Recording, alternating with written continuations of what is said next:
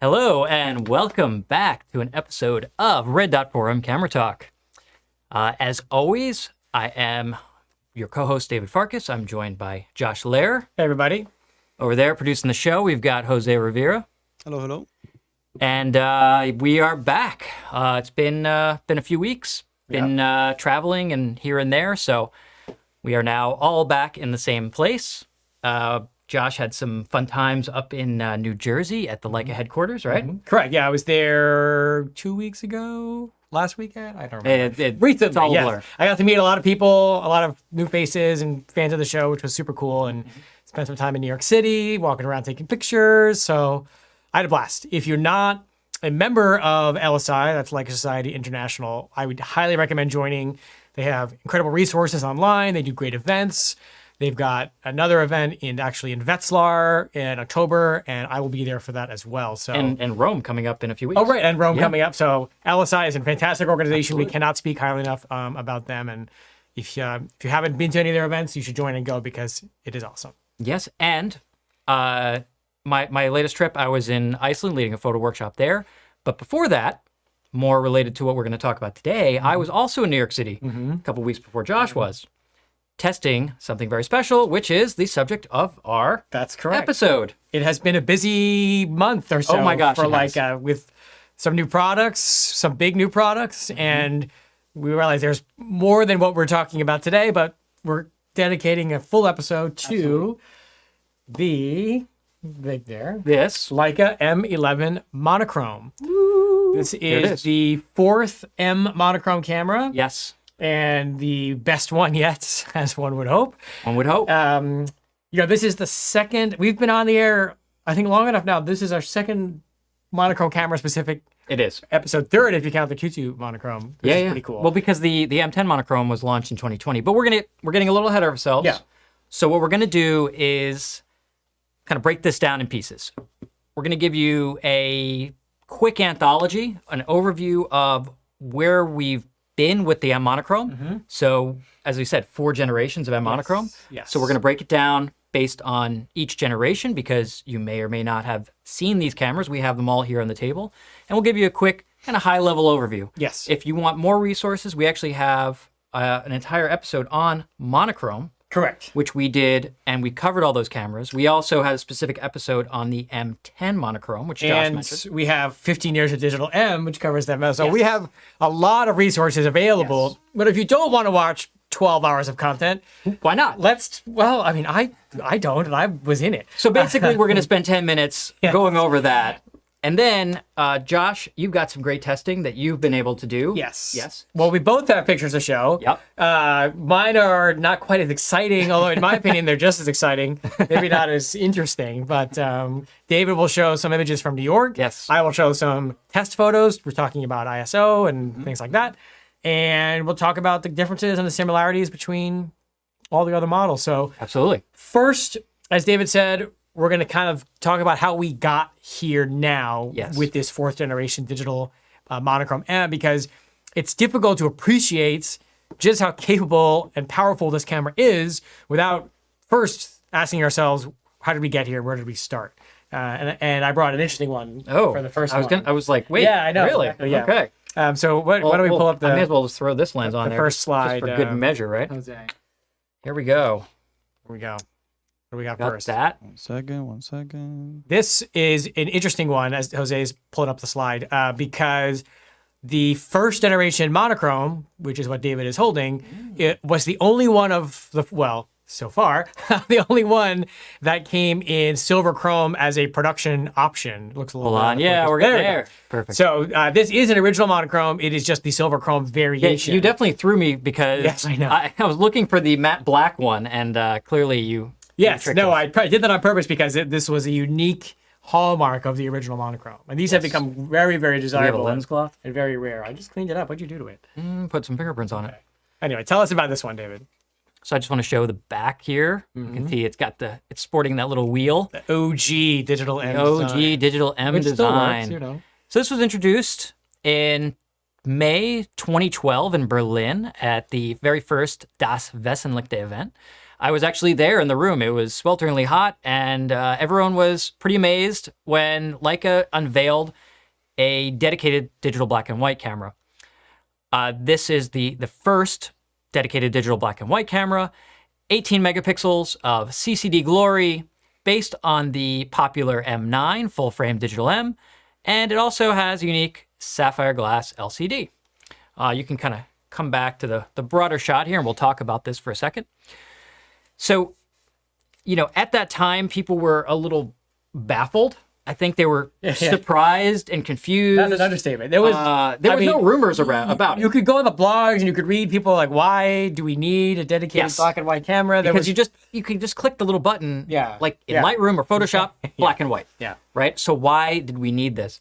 And it really wasn't until, say, a few days after that where Leica started showing samples. I actually got a chance to test shoot the M Monochrom and the also unveiled at the exact same time the 50 Apo Summicron, which we sort of take for granted for, but they were launched as a pair, which is significant also with the M11 Monochrom, because it also was launched with a 50mm lens. Yes, we'll get to that. Yeah. And it basically, it offered significantly higher high ISO performance than the M9. So the M9 topped out around 1,000, 1,200. You could do 1,600 if you were brave. Ooh, I wasn't that brave. Yeah. But we found on the M9 Monochrom, you could do 6,400 ISO. So which now, doesn't sound like a lot. It sounds so like, oh, that's where you start on a lot of these cameras. But it was game changing. It was a big deal then. Yeah. Right. That was a really big deal. And this changed the game and became so popular that Leica has now come out with more. So let's talk about the next one. Yes, which is right here. Bingo. Is this like Naked Gun? Okay. Here we go. So what we've got here is the M Monochrom Type 246, also sometimes abbreviated MM246. This is back in the type designation. So it was based on the M240. Actually, technically the MP240, because this does have an upgraded 2 gigabyte buffer, which was more than the 1 gigabyte buffer you found on a stock M240. It was introduced in 2015 and ran for 5 whole years all the way through 2020. Yeah, this is actually the longest production run of any of the Monochrom cameras. And I think it's also the best value for money of all four. Well, the performance of this camera, and we talked about this a lot. I think didn't we talk about this on the Underdogs? Yeah. This is still a very usable camera in 2020. What is it, 23? It's 2023, yes, Josh. And they're like $4,000 or less. Yeah. There's a huge infrastructure and ecosystem of available accessories, and they're still very serviceable, and you can still get batteries, like all these things. So it's a big change that when we went from the original just M Monochrom, but now in retrospect we call it the M9 Monochrom, M9M. Right. So the M246, the big difference generationally, this was a really big upgrade because we went from CCD to CMOS. Yeah. And the sensor, the CMOS sensor in the 246, 24 megapixels, both a resolution jump from the 18 megapixel CCD, but also a dramatic increase in low light performance. So here we saw, great performance up to 12,500, which was pretty big jump again from that 6,400, and that was kind of pushing it. 12,500 on here looks fantastic, and at low ISO, it's almost medium format looking. So this camera, I think, is the first true modern monochrome. We have live view, we've got the CMOS sensor. And also, this is the only digital M Monochrom that has video capabilities. It does, with this little silver button right there. Of the 4 cameras that we have, only the 246 can shoot monochrome video, which is kind of a unique, very niche feature. It is. We just don't see. Yeah. So this is a great camera. I did a full review of this back when it came out. Took it to New York City, to New Orleans, and I've always been impressed with this camera. This was, for me, this is like the monochrome that sets the standard. Yeah. A lot of people, that's the M9 Monochrom. For me, I'm a huge fan of the 246. Yeah. I think it's, for me, a game changer. Yeah. And where do we go to next? And then where we go to next, talk about true modern, brings us in 2020 to this guy, This is the M10 Monochrom. And there's a couple of fascinating things about the M10 Monochrom. Namely, we went to a new generation sensor. Again, still CMOS, but now went from 24 megapixels to 40 megapixels.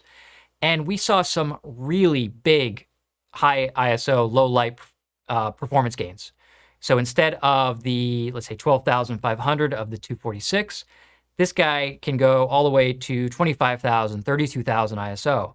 Really, really changed the game in terms of what lenses you could use in low light scenarios, or being able to shoot, let's say, at f8 and hyperfocal distance at night and still get usable shutter speeds. Fantastic camera. But let's jump here, because this one is also interesting, because what's unusual, usually there's a color version that predates the monochrome version.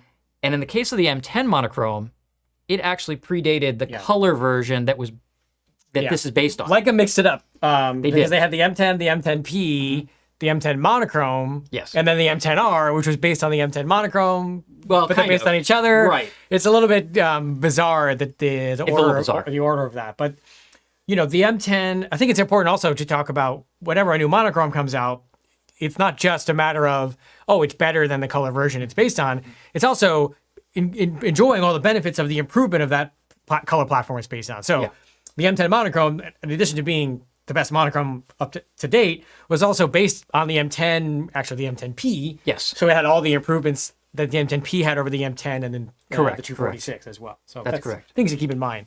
Because if you only work with the monochrome cameras, then you have to think a little bit differently. Whereas if you go color, monochrome, color, monochrome, color, monochrome, because you're looking 2 generations back. Basically. Yeah, but this one, big advances. Much better live view experience than the 246.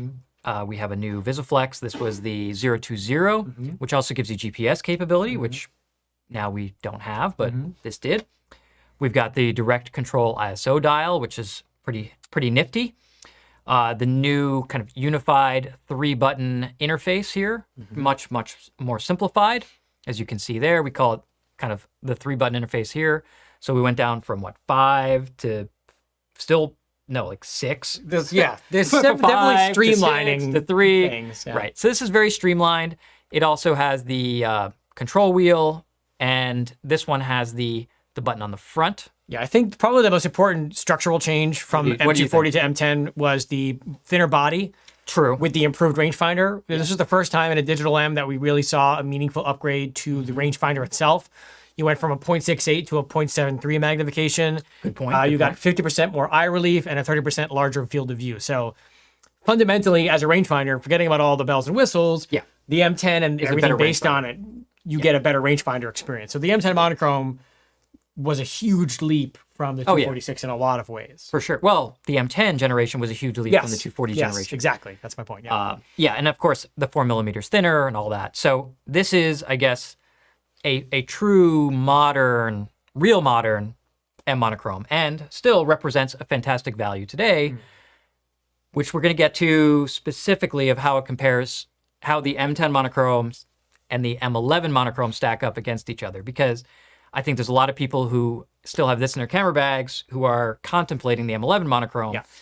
And I think we're going to get into a deeper discussion as to the pluses and minuses there. And now we where talk do about... where do we end right here? Here we go. There she is. There she is. So what we have here is the M11 Monochrom, just introduced a few weeks ago. And it is the current M11 Monochrom. This is based on the M11, which itself saw a lot of improvements from the M10 generation. We now have a 60 megapixel BSI, or backside illuminated CMOS sensor. And we get some pretty extreme low light performance, extreme dynamic range, care of the M11 base, an enhanced live view experience with the VisiFlex 2, which now ups to 3.7 megapixel OLED EVF. Fantastic. We have the omission of the bottom plate. So now the battery is directly accessible, the memory card underneath it. We've got some nice accessories that go with it, which we'll talk about in a bit. And we also have a huge ISO range. We now go from ISO 125 all the way to 200,000. We don't recommend using 200,000, but again, will bear itself out. I mean, you do what you got to do, people. But you can do what you got to do. It's okay. Body-wise, you'll notice it's very similar to the M10 Monochrom because why fix what isn't broken? The only real big change that you would notice, obviously, is the lack of the bottom plate. And the little focus assist button on the front is now a multifunction button on the top. Well, I think well as this. Yeah. The back. Well, I was going to say, jumping in for a second. Yeah. One of the huge fundamental changes between M10 and M11 is the addition of custom buttons. That's true. There were no custom function buttons on any M prior to the M10 generation and the M11 generation, excuse me. M11 Monochrom continues that trend. So you actually have 3 customizable buttons on the M11 and the M11 Monochrom. Here and here. Which makes it a lot more usable. And these are the changes that I like.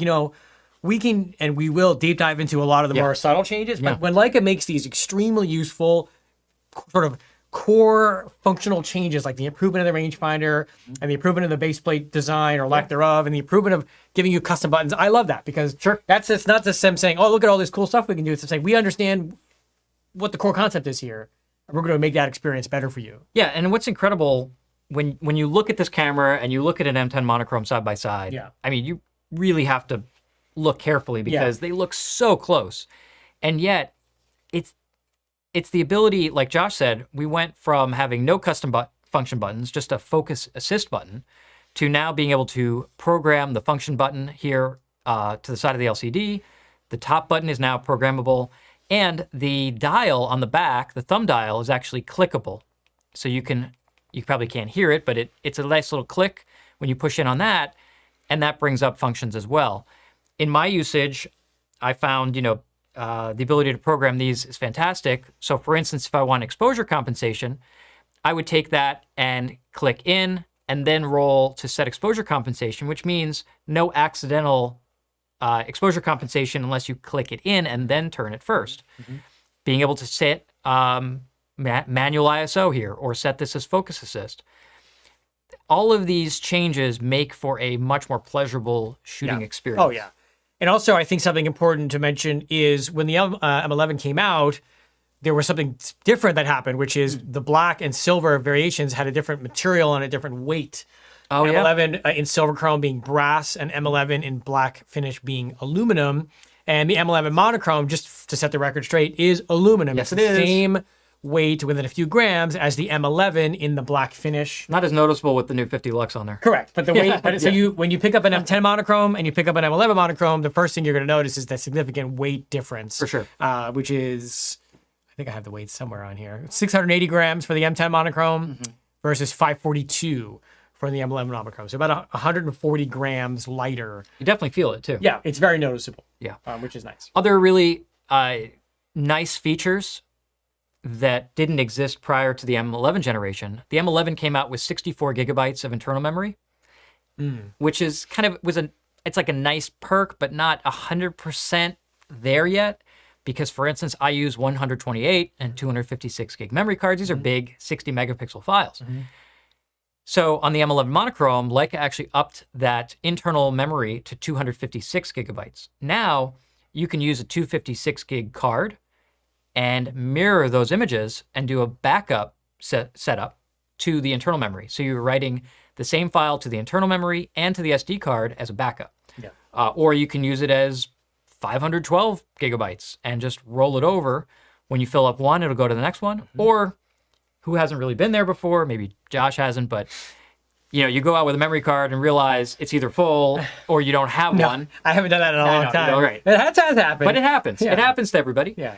And it's really, really nice to do that. The other really awesome feature that I have found on the M11 generation, and the M11 Monochrom is no different, is I can use a portable battery pack and use the camera as a charger or charge on the go. There's a little USB Type-C connector on the bottom, and I can very easily charge a battery. You can see the light is on. Maybe you can't see. It's pretty small. Take our word for it. Take our word for it. The light is on the back. Right. And I have actually been kind of at the end of all the batteries with an M11 and walking around shooting like this because the light was fantastic and I was like down to 5%. And this kept me shooting. Yeah. So this is fantastic. It charges, if you have a high capacity, high speed charging brick like this, My Charge, it charges about 1% per minute. So in 5 minutes, you get about 5% charge, 10 minutes, 10% charge. So if you just stop somewhere for, a coffee break and take a 20-minute break with this plugged in sitting on the table, you can go from 20% battery to 40% battery. And that really can make a difference because then you have 2 more hours of shooting. That and the internal memory, which started in the M11, and as you said, is again one of those core functional changes that just makes it a better picture-taking tool. Yeah. There's a lot of features I could argue that have a nominal benefit, relatively speaking, but some of these features, like the charging and the internal storage, will allow you to make pictures you might not have been able to make for some limiting reason, like you ran out of battery, like you're saying. So absolutely, that I really like. What I'd like you to do is show, we'll walk through some of the cosmetic differences between the M11 and the M11 Monochrom. So what I'm going to do is because you have the close-up, right? Yeah. I'm going to take the lens off of this and off of this, so you can kind of. I'm also wearing a neutral gray shirt to not. I'm wearing well, we're still wearing plaid. Yes, of course. So maybe I'll talk about it and you can show it if we get the overhead. Although that one looks a little flat for some reason. Then I don't know do why. the front one. I don't know, Jose. How does that look? Yeah, why does it look all washed out? Oh, No, the other one. No, it is flat. Yeah, it's like all flat. Don't do that. Don't use that one. I don't know. That's like the desaturating Instagram filter. We don't want that. Just do the top down view. It's okay. Well, no, not the top down though. Or the straight on view. The 9280 one. There we go. There we go. Okay, so M11 is on the top and on the bottom. M11 Monochrom is on the top. First thing you'll notice is that all of the the label for the model name on the hot shoe is now blacked out. They colored red A on the 2 dials is now neutral colored, as well as the on-off red dot. So there's no coloring at all on the top of the body. It's totally desaturated. Show them the back of both. I guess maybe the front first, actually, because it's not dirty. There we go. There we go. Obviously, that the front is the big change. What are you doing over there? Okay, trying to get a nice handle on it. You got it. Okay, obviously at the front we see no red dot, which is the first time on the M11 we've seen a red dotless camera, as well as the blacked out lens release button, which is like a nice touch. They didn't have to do that, but I like that they did. Okay, and then we show the back. It's okay if there's fingerprints. They'll understand. No, they won't. Julie won't understand. Like, why are there fingerprints? Back is pretty much the same. Yeah. No real differences there. Same. Except there's a difference you can't really tell, which is we now have the return of the sapphire glass. You can go back to us, Jose. Sapphire glass LCD cover. That was last seen on the 246 Monochrom, and then they stopped doing it, and they were using Corning Gorilla Glass, which is fine, but sapphire glass is extremely durable. Well, I think it's the first digital M with a touchscreen that also has sapphire. You are correct. Yes. So the reason they were using Corning Gorilla Glass, again, was for the touchscreen functionality. And by some magical engineering miracle, they have a touchscreen sapphire glass. Pretty sweet.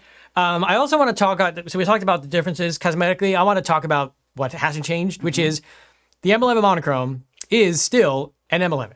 Yes. What that means is every single accessory that is compatible with the M11, VisaFlex, battery, chargers, grips, cases, screen protectors, whatever, every single M11 accessory will work with the M11 Monochrom. The only accessory I am not recommending proactively is the screen protector, because we have the sapphire glass. It's actually going to be more durable than the screen protector is. So personally, I don't use them. But otherwise, because we've had some questions like, will certain M11 accessories fit? Yes. If it works on the M11, it's going to work on the M11 Monochrom. The same body, they have more in common than they have different. Really just the sensor, the cover glass, the internal memory, and then some of those minor cosmetic changes are the differences.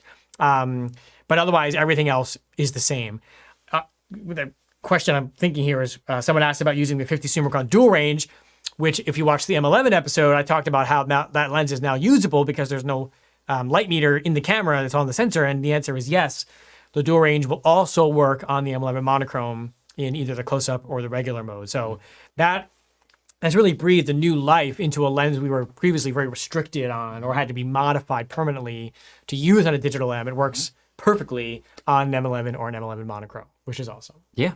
And we also gain, for the first time, something in metering that we only had on the other, like the Q2 and the SL2. Correct. This is the first Yes, M Monochrom camera with highlight weighted metering capability. which I because love. all previous cameras had the meter on the shutter. So that's a physical difference that maybe we didn't.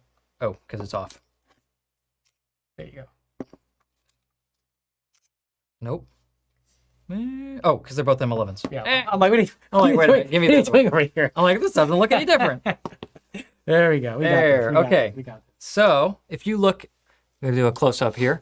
So if you look at an M10 Monochrom, you'll notice that the shutter has 3 gray shutter blades.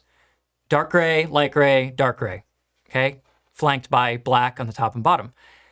If you could actually see in there, on the bottom, there is a light meter. So light comes in the lens, bounces off of this reflective area on the shutter down into that sensor, and that is your light meter.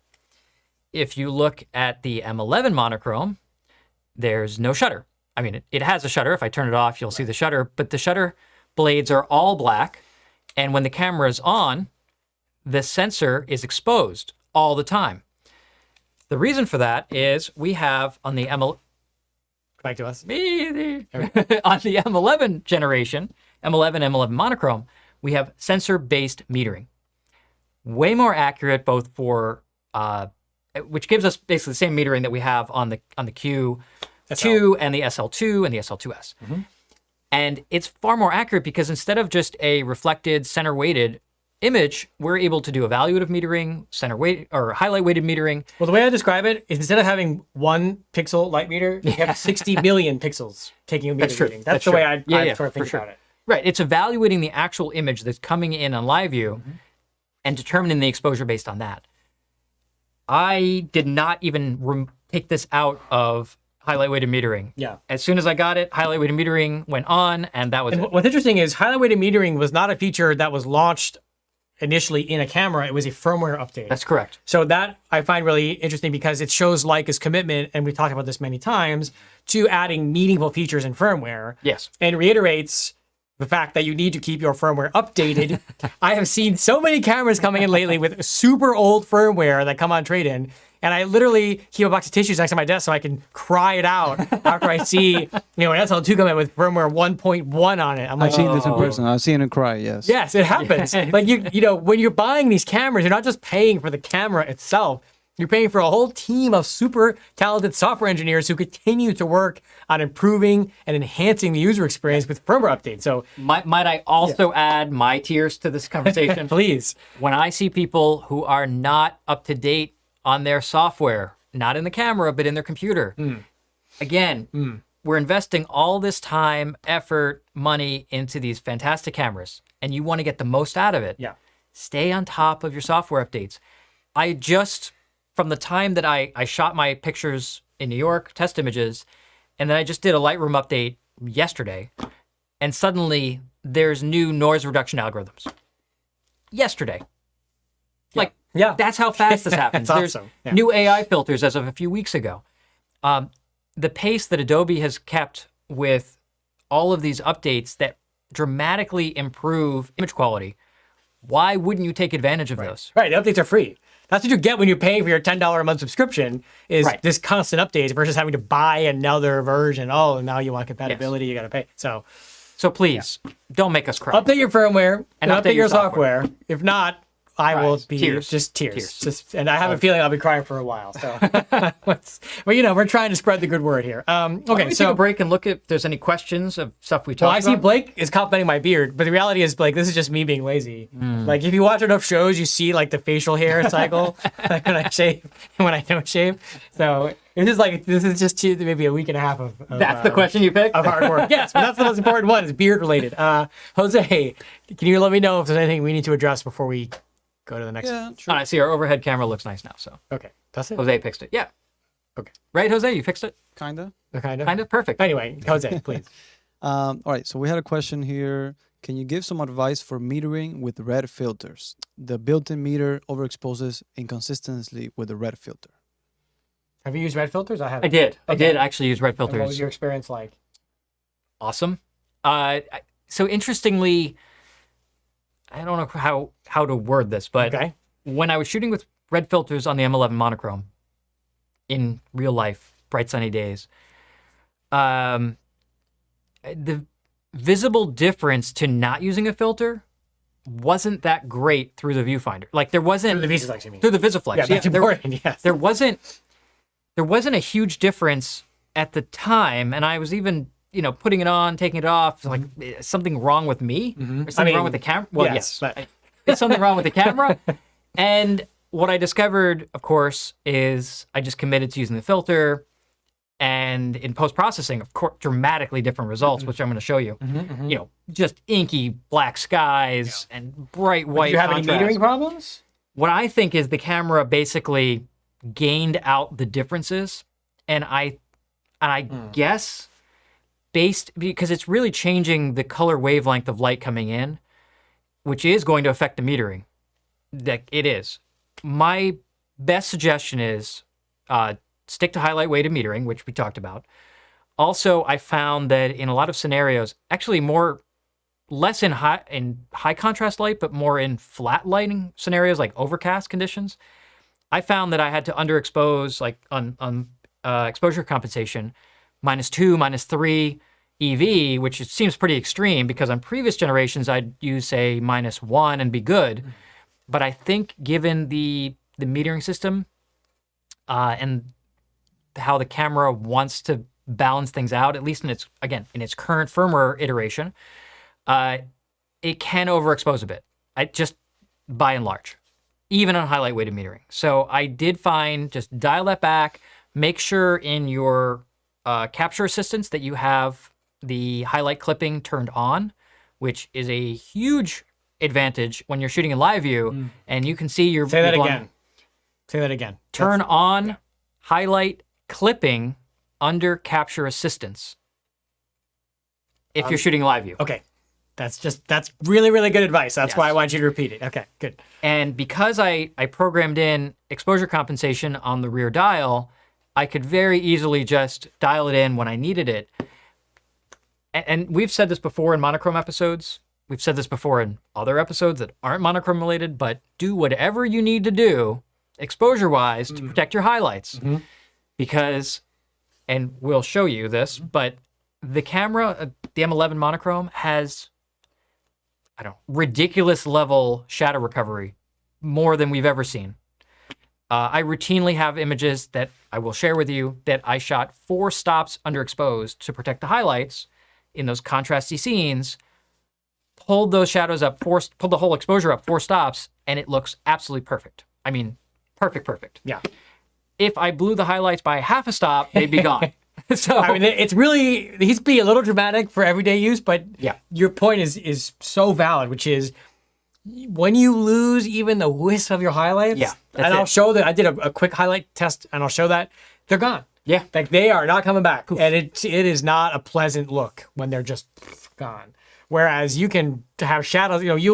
If you were walking around with him when he was using the camera and you were looking at his playback on the camera, they look like dirt. Yeah, it'd be like it's like pitch black. Like what do you do? You lose the lens cap. I was like, no, that's just how you get the best results from a monochrome camera. Yes. And every camera that we've seen, every monochrome we've seen, you've been able to get more and more and more shadow recovery, Yes. which by definition gives you more highlight retention because you can underexpose that much more. So it's not that you have this single capture dynamic range. You have to look at the sensor as saying, what's your total dynamic range when you account for shooting technique and processing technique?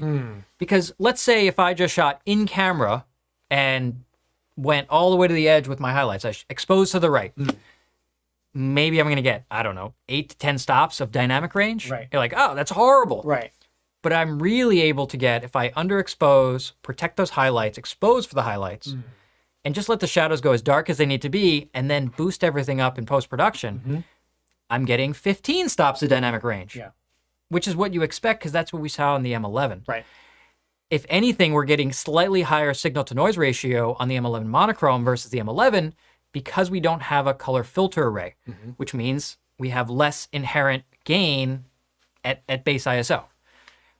What's fascinating to me as well, kind of talking about that, is we have base ISO of the M11 at 64, but true base ISO on the M11 Monochrom is 125, which is the lowest that we've ever seen it on a monochrome. Right, because the monochrome cameras always have a higher base ISO than their color version. Yes. And this is the lowest base ISO we've seen on a monochrome. It's only one stop more, and I noticed that, and I said, "Are you sure about that?" And they're like, "Yes, that is the true base ISO. It is not a pull, and your maximum dynamic range, maximum image quality is going to be at 125 ISO." It's really nice because it means that we can shoot wider open lenses, right? In addition to, it's also the first digital M that has an electronic shutter. Well, monochrome M. There's the M11. Right, the M11 introduced the electronic shutter function for an M. Correct. And the M11 Monochrom is the first monochrome digital M that has an electronic shutter, which is really, really, really nice if you want to shoot at 16 thousandths of a second, if you want to use a 0.95 noctilux or a 75 noctilux Yeah. in super bright light, wide open, whatever. So it's With no ND filter on your lens. correct, yeah, which is nice. It is super nice. So there's a lot of really cool, we keep, I guess, thinking about other really useful features, and you just start to, I guess, take them for granted the more you use it. Yeah, I mean, we also forgot the fact that M11 introduced UHS-2 SD card compatibility, so we have faster read and write speeds on the M11 Monochrom. Much faster. Yeah, electronic stabilized live view, which is super convenient. So if you're zoomed in for focus assist on live view on the M11 or the M11 Monochrom, it's electronically stabilized, which makes it so much easier. I mean, if you haven't watched our M11 shows because you were saying, I'll just wait till the monochrome version comes out, but you want to have insight into what really the M11 Monochrom brings to the table over the M10 Monochrom, just watch those shows or read David's review or both of the M11, and you will understand all of the giant improvements we got in the M11. I like to say myriad improvements. A myriad of, a plethora, if you will. A plethora, Yes. Right. We should show some pictures. Sure. You want to do test stuff? Yeah, they'll do the voice stuff I first. see all this text on the screen. Yeah, There's they're so just many talking. comments. They're just talking with each other. I mean, there's no Jose. Did we miss any super important questions? There are a couple, but Well, you want to fire one Yeah, off? let's fire 'em That's off. relevant. Sure. Okay. Can you guys simply explain how the lack of the color filter array affects the resolution of all the monochromes? I'm going to do it because your explanation will be My way too explanation's long. great. It's way too long. First of all, watch our monochrome episode if you want an in-depth explanation. But essentially, every single digital sensor is a monochrome sensor. It only is capable of capturing light, a light value of certain brightness. So a color camera has a filter, literally a physical piece of material over it, one for each color, red, green, and blue, that filters the light and allows the camera to record color. Take those filters away, and there's less stuff in between the light-sensitive surface and the light. So the less stuff the light has to pass through to hit that light-sensitive surface, the more efficient that light-sensitive surface is going to be. I'll make it really simple, right? If you take a red filter, you can maybe see how much light this is blocking. It blocks about 2 stops of light. Well, 25% of the pixels in a color sensor have red. You see, you're already diving Hold down. on. It's okay. 25% have blue, which is actually 3 stops of light blocking. And then 50% is green, which blocks 1 stop of That's light. way too complicated. Now, I'm getting there. Hold on. Okay. Each individual pixel, because we have 1, 2, and 3 stops of light loss, the camera sensor has to accommodate, or has to compensate rather, by giving you additional gain, kind of like exposure compensation, but on a per pixel basis. So you have 50% of the pixels getting +1 boost, 25% +2, 25% +3. This is getting crazy. Hold on. Which means you have varying levels of noise in each channel. Yes. But it also means because we don't have 100% color data, we only have 33% of the color data for any pixel, the camera has to interpolate and spread around, basically figure out and guess what the surrounding pixels are. But it also spreads the noise, and not in a pretty uniform way. So you're getting an increase in resolution, a decrease in noise, a decrease in ugly noise, and generally just more consistent performance, and also an increase in dynamic range, because we talked about, because there's no interpolation required. Every single pixel is capturing 14 bits of information, I believe. Is that right? Okay. Yeah, which is a lot. So, like I said, less stuff in between the light and the light sensitive part equals better. That's the simple. So he asked for a simple explanation, or she. So that's the simple explanation. No color filter, right? Is there Let's gonna be a quiz on this? Because I Yes. got lost. Yes. already. Yeah. We will be quizzing you. This will be on a curve as well.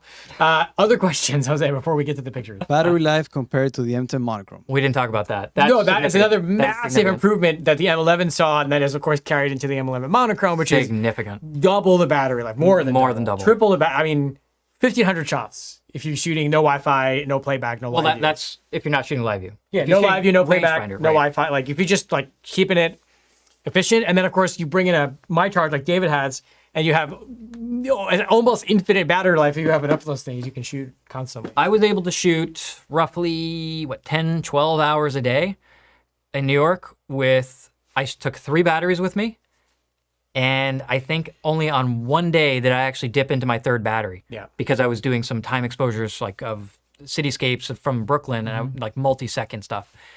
But for general regular shooting, I mean, for me, I shoot a lot, like 500-600 pictures, real pictures, and walking around with the camera on all day. I was able to get through entire days at 2 batteries, which is that's With saying an something. M10, forget it. It would have been 10 batteries. And, like, and or a more. 246, I used to carry 5 batteries to give you some idea. Yeah. So, like I said, all the benefits we got on the M11 over the M10, we're seeing the same benefits on the M11 Monochrom over the M10 Monochrom, which is Huge. huge. So, yeah, watch those episodes on the M11 if you want deeper insight into that. Any other questions? Any other questions, Jose? Not at the moment. No. Well, I mean, the one that just came in is fast. Is What's that? well, okay. only because that's really the question is essentially is the M11 Monochrom worth it over the M10 Monochrom? Oh, well, we have that. That's it. The reason till the end. the Wait reason till the end. well, the reason I'm saying it now is because that's a question that only the individual user can decide using the information that we make available, right? So I can't ever I sell Leica for a living, so I think it's worth it. I always think it's worth it because my no, but you know what I mean, being ridiculous, but it's Well, let me yes. answer the question with more questions. Okay. Because that's what we do, right? That is what we do. We either say it We depends. drive them crazy. Yes. It depends. Uh-huh. Okay. I will say it depends. And here's what it depends on. And you need to ask these questions. What is it? Let's say you have an M10 Monochrom. What is it about the M10 Monochrom that is falling short for you? Is it doing everything that you need it to do to make the kind of pictures that you want to make with the experience that you want to have? If you say, oh, I love the M10 Monochrom, it's the best thing I've ever had, Right. better than sliced bread, and it even takes pictures, then maybe you don't have a real reason to upgrade. Are you saying, well, I feel limited by battery life, or I want a better live view experience, or I want faster Wi-Fi tethering, which or we any of didn't these talk about. any of these things, yeah. Right? I need more buffer memory. I need more resolution. Whatever those little things are, and you kind of make a, the pluses column and the minus column, and you say, these are what's important to me. Because some features people won't care about. What I'll say though is, objectively, I don't think there's anything the M10 Monochrom does better than the M11 Monochrom. No. So if you factor out cost and budget and money for a second, which is whatever, yeah, the M11 Monochrom is a superior picture making tool. Doesn't mean it makes all your pictures better for everyone all the time, but just if you look at the specs and the user experience, it is a better tool for that. You would hope. I mean, it's the Right. That's the thing is Leica doesn't just throw stuff around. They spend a lot of time and money and resources creating these upgrades and these new models. So right. it's just like the M11 was a massive leap from the M10R. The M11 Monochrom is the same leap.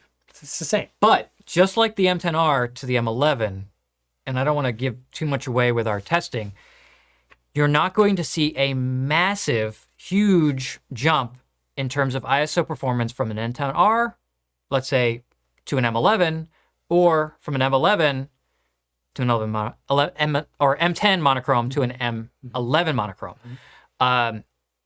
because we didn't see it with the color versions.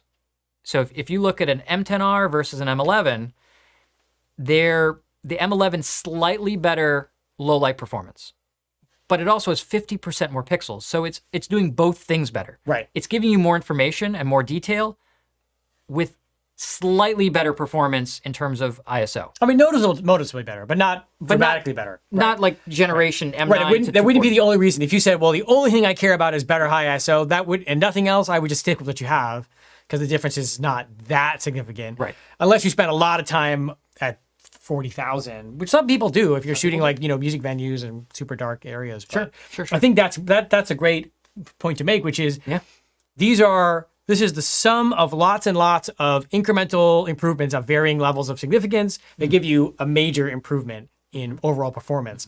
If Leica kept the same resolution, they would probably have even more dramatic high ISO performance, but nobody would buy it because everyone expects the next model to have more resolution. Right. It's like, I know, you can't win. You can't win, but the fact that they can give you 50% more pixels with still better. Yes. It's not the same. It's still better than its predecessor, to me, is fantastic. And I am appreciative of that. All right. Who wants to see Picture time. what it actually looks like? Okay. Let me just pull up the old copy. I have to slide this stupid thing, right? Yeah. It's David's. Wait a minute. What did you do? No, I'm just doing the thing. I'm doing the thing. Do you remember which side it goes? I think it's that side. Yeah. that, Something. Can I get the computer view, Jose, and I'll tweak it? Yeah, we'll tweak it. Oh, that's pretty good. Well, no, there's a little more. I have to size this window flawlessly. So perfect. what I did today was, my objective was to have a clear understanding of how the M11 Monochrom compares to the M10 Monochrom and the M11 at high ISO, just to give myself a clear idea of where the improvements are and how big the improvements are. So what I did was I shot my favorite little camera bag set up here in the store under regular lighting. So this is exactly the kind of scenario you can find in the real world. It's not some super controlled testing laboratory. And I just shot every single ISO, pretty much. I do full stops from base to 6400, and then I do every increment up to the max. And I do a -1 exposure compensation. I let the camera decide the exposure using highlight weighted metering, using a 75 noctilux. So I'm controlling all these variables so we can just see how ISO changes and improves. I also shot the M11 Monochrom in MDNG. Now, that is another significant change to the M11 generation we didn't talk about, David, which is the ability to shoot a lower resolution DNG file without giving anything up other than the number of pixels. So you can shoot a 36 or 18 megapixel DNG on the M11 or the M11 Monochrom. And I think these are the only full frame cameras on the market that have this ability to shoot a variable resolution raw file without giving up anything. There's no compression. There's no loss of performance. Well, and you can also shoot a full-size raw file and shoot a smaller JPEG as well at the same time. If you want, you have a lot of options here. Right. So my point being is I shot using the MDNG, being curious how that would compare to the M10 Monochrom, because that's 40 megapixels, MDNG is 36, so they're very close. And I wanted to see where the ISO differences would be. So just to jump right in here, if we take a look at, I think, where the differences really start to show, which is 12,500. Let's see. That's going to show me 125,000 also, so it could give me a second here. All right, here is M11, and let me find, where are you? Give me a second. Here we go. Boom. All right, so we have M11 Monochrom on the left, and wait, why are the resolutions different? Looking at the wrong one. Stand by. Easier said than done. Nope. It's because it's 125,000. I should have labeled these. I didn't. Here we go. Okay. Nope. I'm looking at my MDNG. I'm doing great. You're doing amazing. I'm doing amazing. Are we there yet? No. You got Are we this, there yet? Josh. No. Why? Are we there? Hold on. I just need to find. Okay, there it is. Fine. All right. Well, they all look the same. Exactly. It's so professional. Okay. Finally. Oh my gosh. I'm so embarrassed. You did it. M11 Monochrom on the left, ISO 12,500, full resolution. M11 on the right, ISO 12,500, converted to black and white, obviously, so we can see apples to apples. And I'll start here. So different tonality to start, but you know. Yeah, they're not going to look exactly the same because I haven't gone crazy with the toning. Let's just let this load. I think that speaks for itself. Well, there you go. That is a mind-blowing difference. I mean, that's 2 stops right there. So this is really where the M11 Monochrome absolutely shines, which is these high ISOs above or 6400 and above. I wouldn't even call 12,500 high even for the M11. No, not really. I mean, the M11 is still holding great detail. Don't forget, by converting to black and white, you're throwing a lot of data away as well. So you're handicapping the M11 doubly so.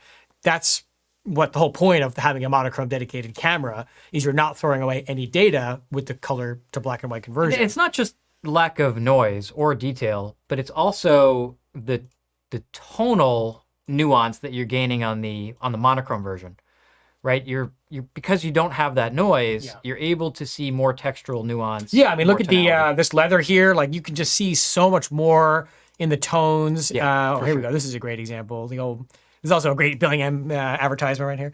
So there's so much more detail. It's so much smoother and cleaner. I mean, just look at these shadow areas here. This is basically just black. I mean, huge difference. Just look at that. So this is exactly what we talk about when we talk about the ISO improvements you get from a dedicated black and white sensor versus a color file converted. So if you want to know how much better it is, this is it right here. Do you have anything at 25,000? That's what I was going to grab Yeah, next. let's do 25 because then I think you'll see it even more. Okay, so we've got... what I'm trying to avoid is grabbing the MDG by mistake. Okay. And then it's got to be... Come on. Those are the underexposed ones. Yeah, I'll get it.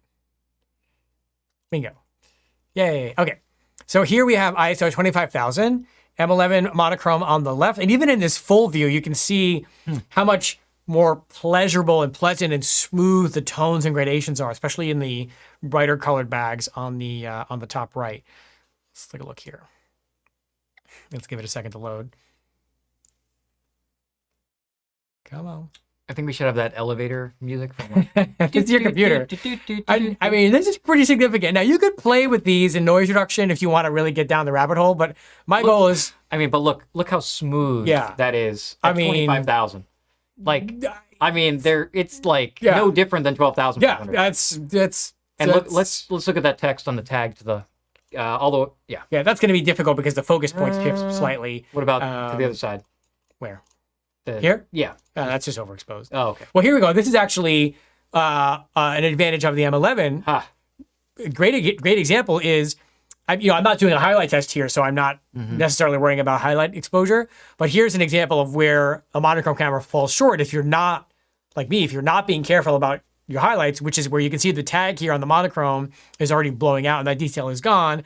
Where I can see I can probably save a lot of this here if I wanted to on the M11 shot. Now, this is just because the technique I'm using for this particular test isn't about highlight recovery, but that doesn't matter. The point is, I can always recover the color camera highlight. Once I lose the monochrome camera, it's gone. So if this was a real world shot... I'm also curious, if you bring that exposure down just a little bit. On which one, the monochrome? Yeah. I'm just curious, because I know you haven't done much. I can tell by the... No, these are... I purposely don't do much. There's nothing, yeah. So if we bring that down... No, that detail is pretty much gone. Or bring highlights down. Yeah, let's see.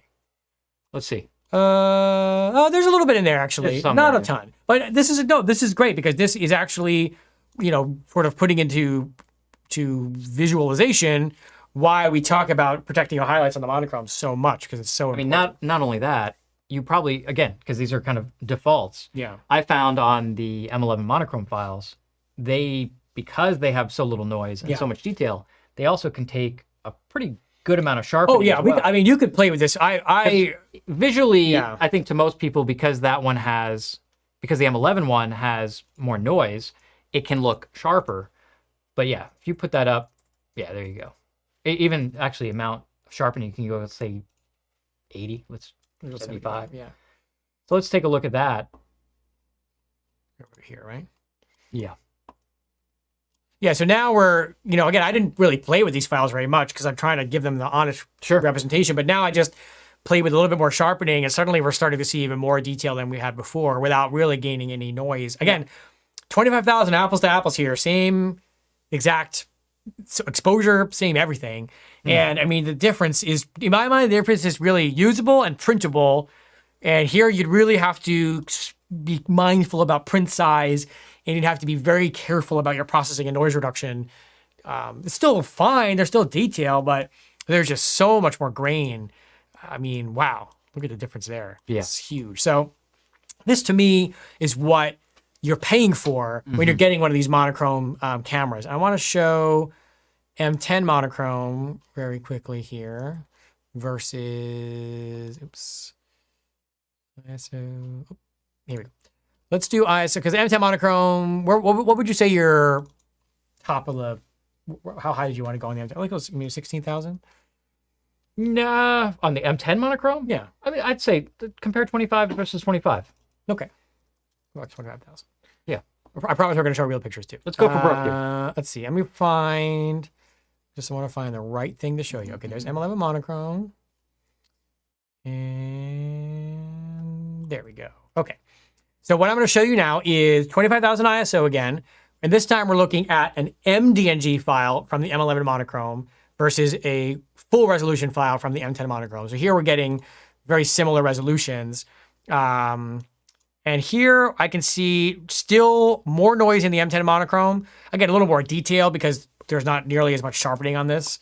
I can definitely add that if we want. Yeah, I would apply something. Yeah, there's to it. nothing. Okay. There we go. Okay.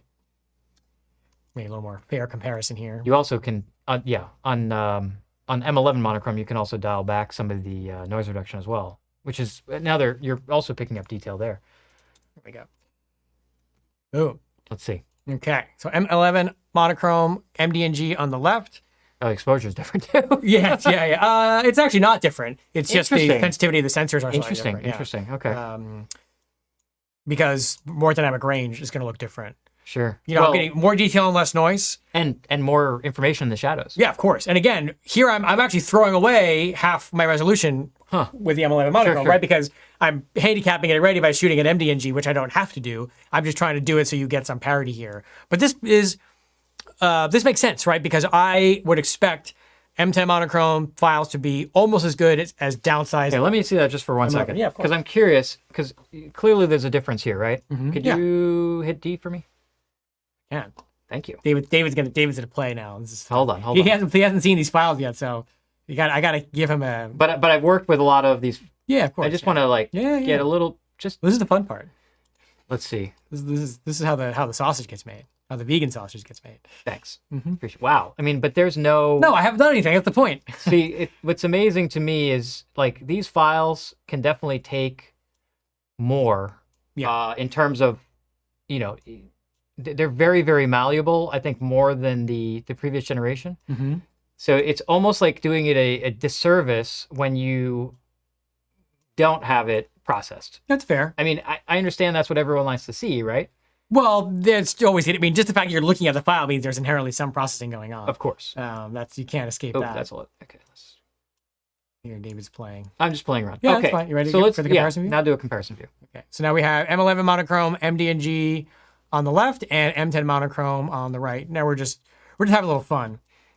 Yeah, I mean, you can see there's even when you're trying to handicap the M11 Monochrom, it's still doing better than the predecessor. Right. So I've actually pushed this file around and processed it, and it looks amazing. It's amazing, yeah. Right. Now this is sort of apples to apples because we've got the MDNG. But remember, that's only 36 megapixel. Yeah, you want to see maybe for the last ISO shot I'll show. So copy those settings there. We just need to find the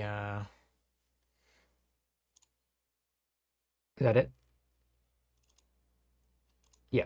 yes. Hit previous in development. Yeah, I got it. David and I having a Lightroom lesson going on. There we go. I know what I'm doing. Okay. Thank you very much. Okay. Let's see what that looks like. I never now. know what I'm doing. I'm just kidding. Okay, here we go. Now we've got M11 Monochrom on the left, full resolution, so LDNG versus M10 Monochrom on And the I right. think tonality looks a little closer on them now. That's fair. Yeah. Yeah. That's all we're aiming for. Here, I mean, the beauty of this is now we're using all 60 megapixels we have available to us of the M11 Monochrom, so we're going to have more detail. That's why it looks larger. Right. More detail without any more noise or any other loss of performance. Yeah. I mean, that's right. Now you can see Yeah. a big advantage. So that's a pretty significant difference in print size capability as well. for sure. Another thing I want to show, because I think we get the idea, I did a quick highlight test. What I was curious about is really just how you have to be careful about exposing your M11 monochrome shot. So what I have here is a base ISO image from the M11 on the left and the M11 monochrome on the right, using no exposure compensation, highly weighted metering, so just kind of out of the camera. And the point of this test is to demonstrate what happens when you start to lose your highlight detail on the monochrome and why you have to protect it. Just look at the way it's just vanished. This is an incorrectly exposed file that is, according to the camera's meter, if you will, properly exposed. And this is the reason why we always use highlight weighted metering and underexposure, because if you don't and you're not mindful of your highlights, if you're not following David's advice and using your clipping, you're not going to get this detail back. And I'm not just losing the white, I'm also losing all of the detail in the white. I mean, look at the R and Wetzlar here. It's half gone on the monochrome shot. So the secret to saving that is to underexpose and then bring your exposure back using your tools in Lightroom, because all that detail lives in the shadows. Whereas once it's gone in the highlights, it's gone forever.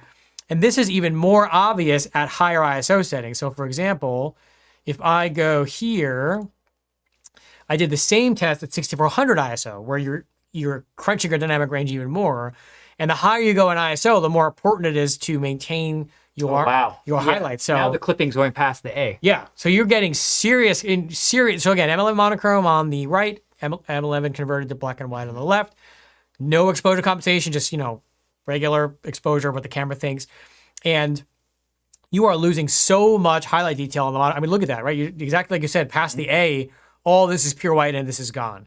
Whereas if we expose for it properly, actually, this is a great example. So now we've got M11 monochrome both times, except on the left is what I would call a proper exposure. Right, and why don't we take the underexposed one and actually bring up the shadows and bring up the exposure. Just bring up the exposure and bring the highlights down, I think. Yeah, drop the highlights. Because now we can, so we're pushing the exposure up. Yeah, you can go up more on exposure. Here we go. That's it. Real-time editing with David and Josh. Boom. This is how we do it. Okay. Love it. Yeah, that's good. I'm having fun. Okay. Keep going. Okay. So now what do we have? There we go.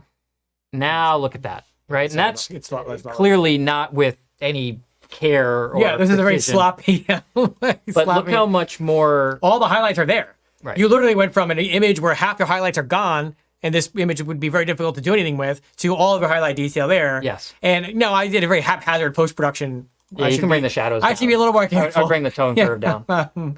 Bring the tone curve down.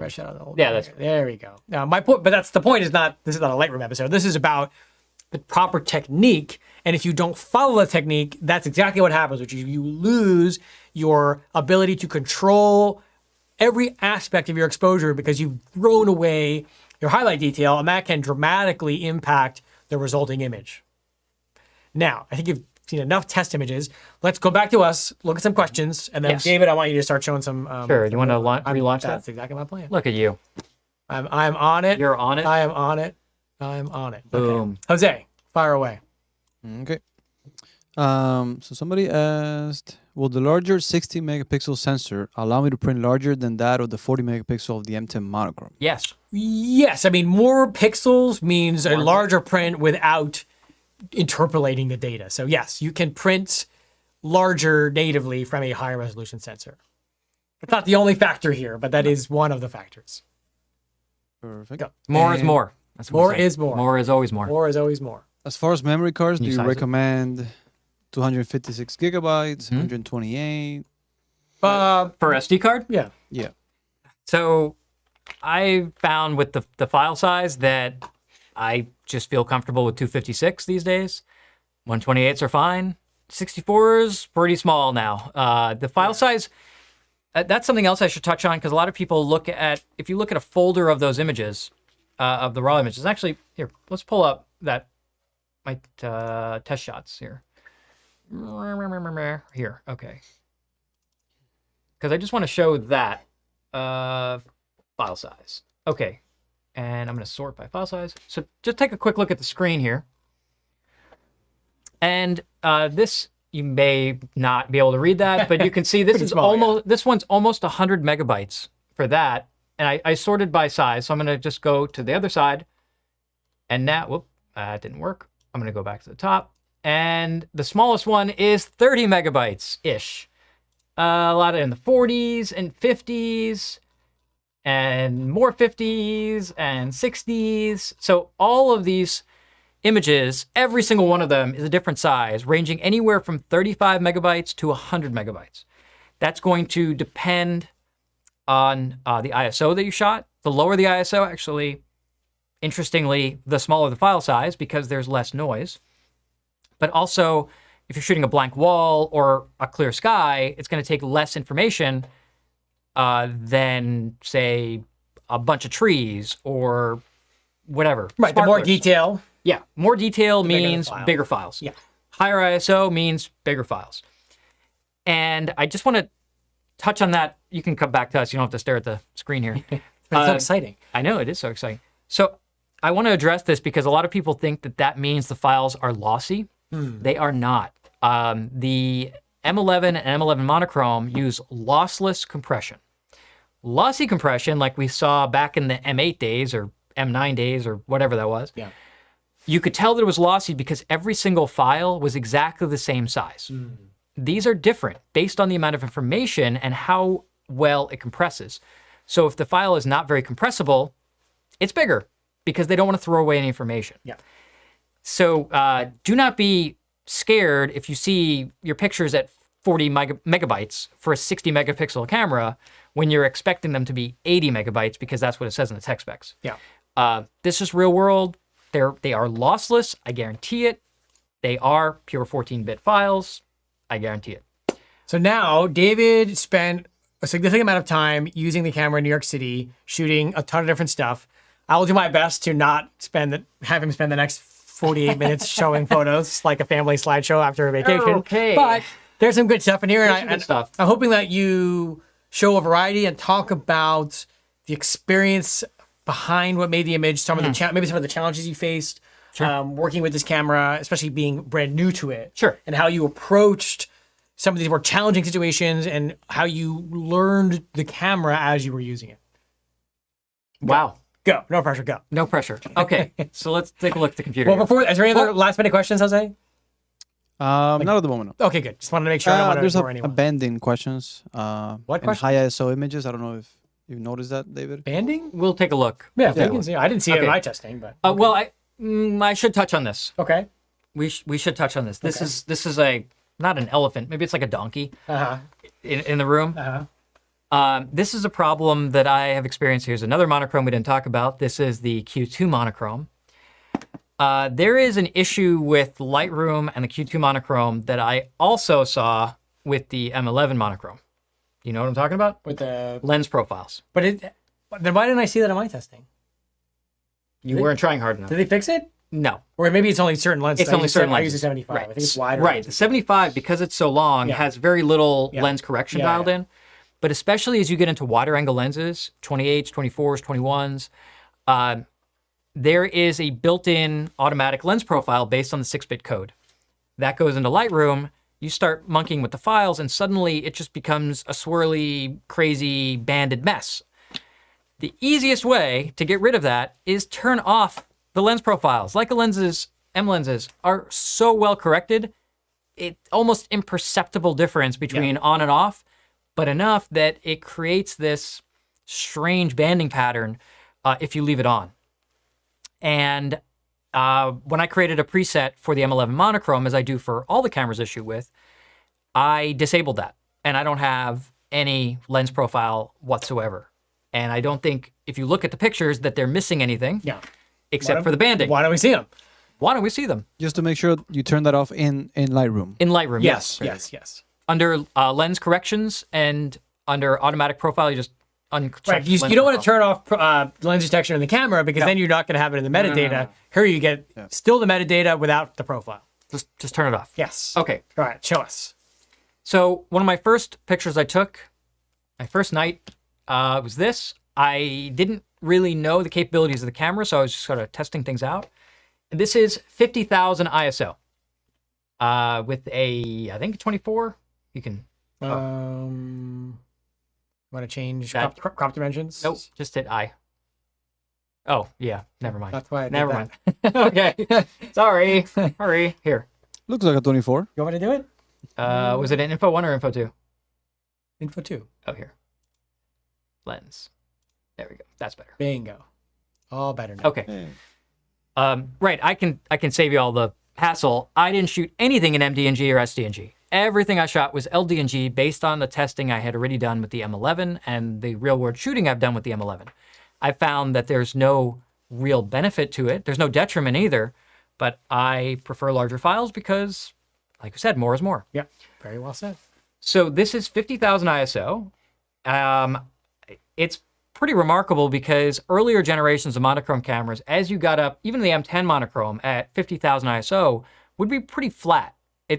The highlights and the shadows would definitely tend to mush down into gray. And here we have nice whites, nice blacks, and loading. Just pass the computer. Pass the computer, bro. I have a fast. You need to be in develop module. That's why. I need to be in develop module. I can go to D. Well, it's fine. Okay, you good? But you can see that it's not noise free, but the noise that is there is very uniform. It's very easy to deal with. Yeah, Yes, it's a tight pattern noise that doesn't exactly. cause smudging or smearing. It just Right. looks like grain. Right. Like you can still see a lot of high frequency detail in this hedge, for instance, or in this door, in the numbers, or the sculpture here. It's really nice. And this kind of set the tone for me that, wow, okay, 50,000 is actually pretty usable. It's not as malleable. I just need the keyboard. That was going to make things so much easier for me. Thank you. Let me color some space. We were gonna switch seats, and I guess we decided Yeah, we that decided not this to do is that. easier. Okay, now this one is interesting Making some space because for you here. this is the Empire State Building. You might have seen it before, I've heard and that's the moon.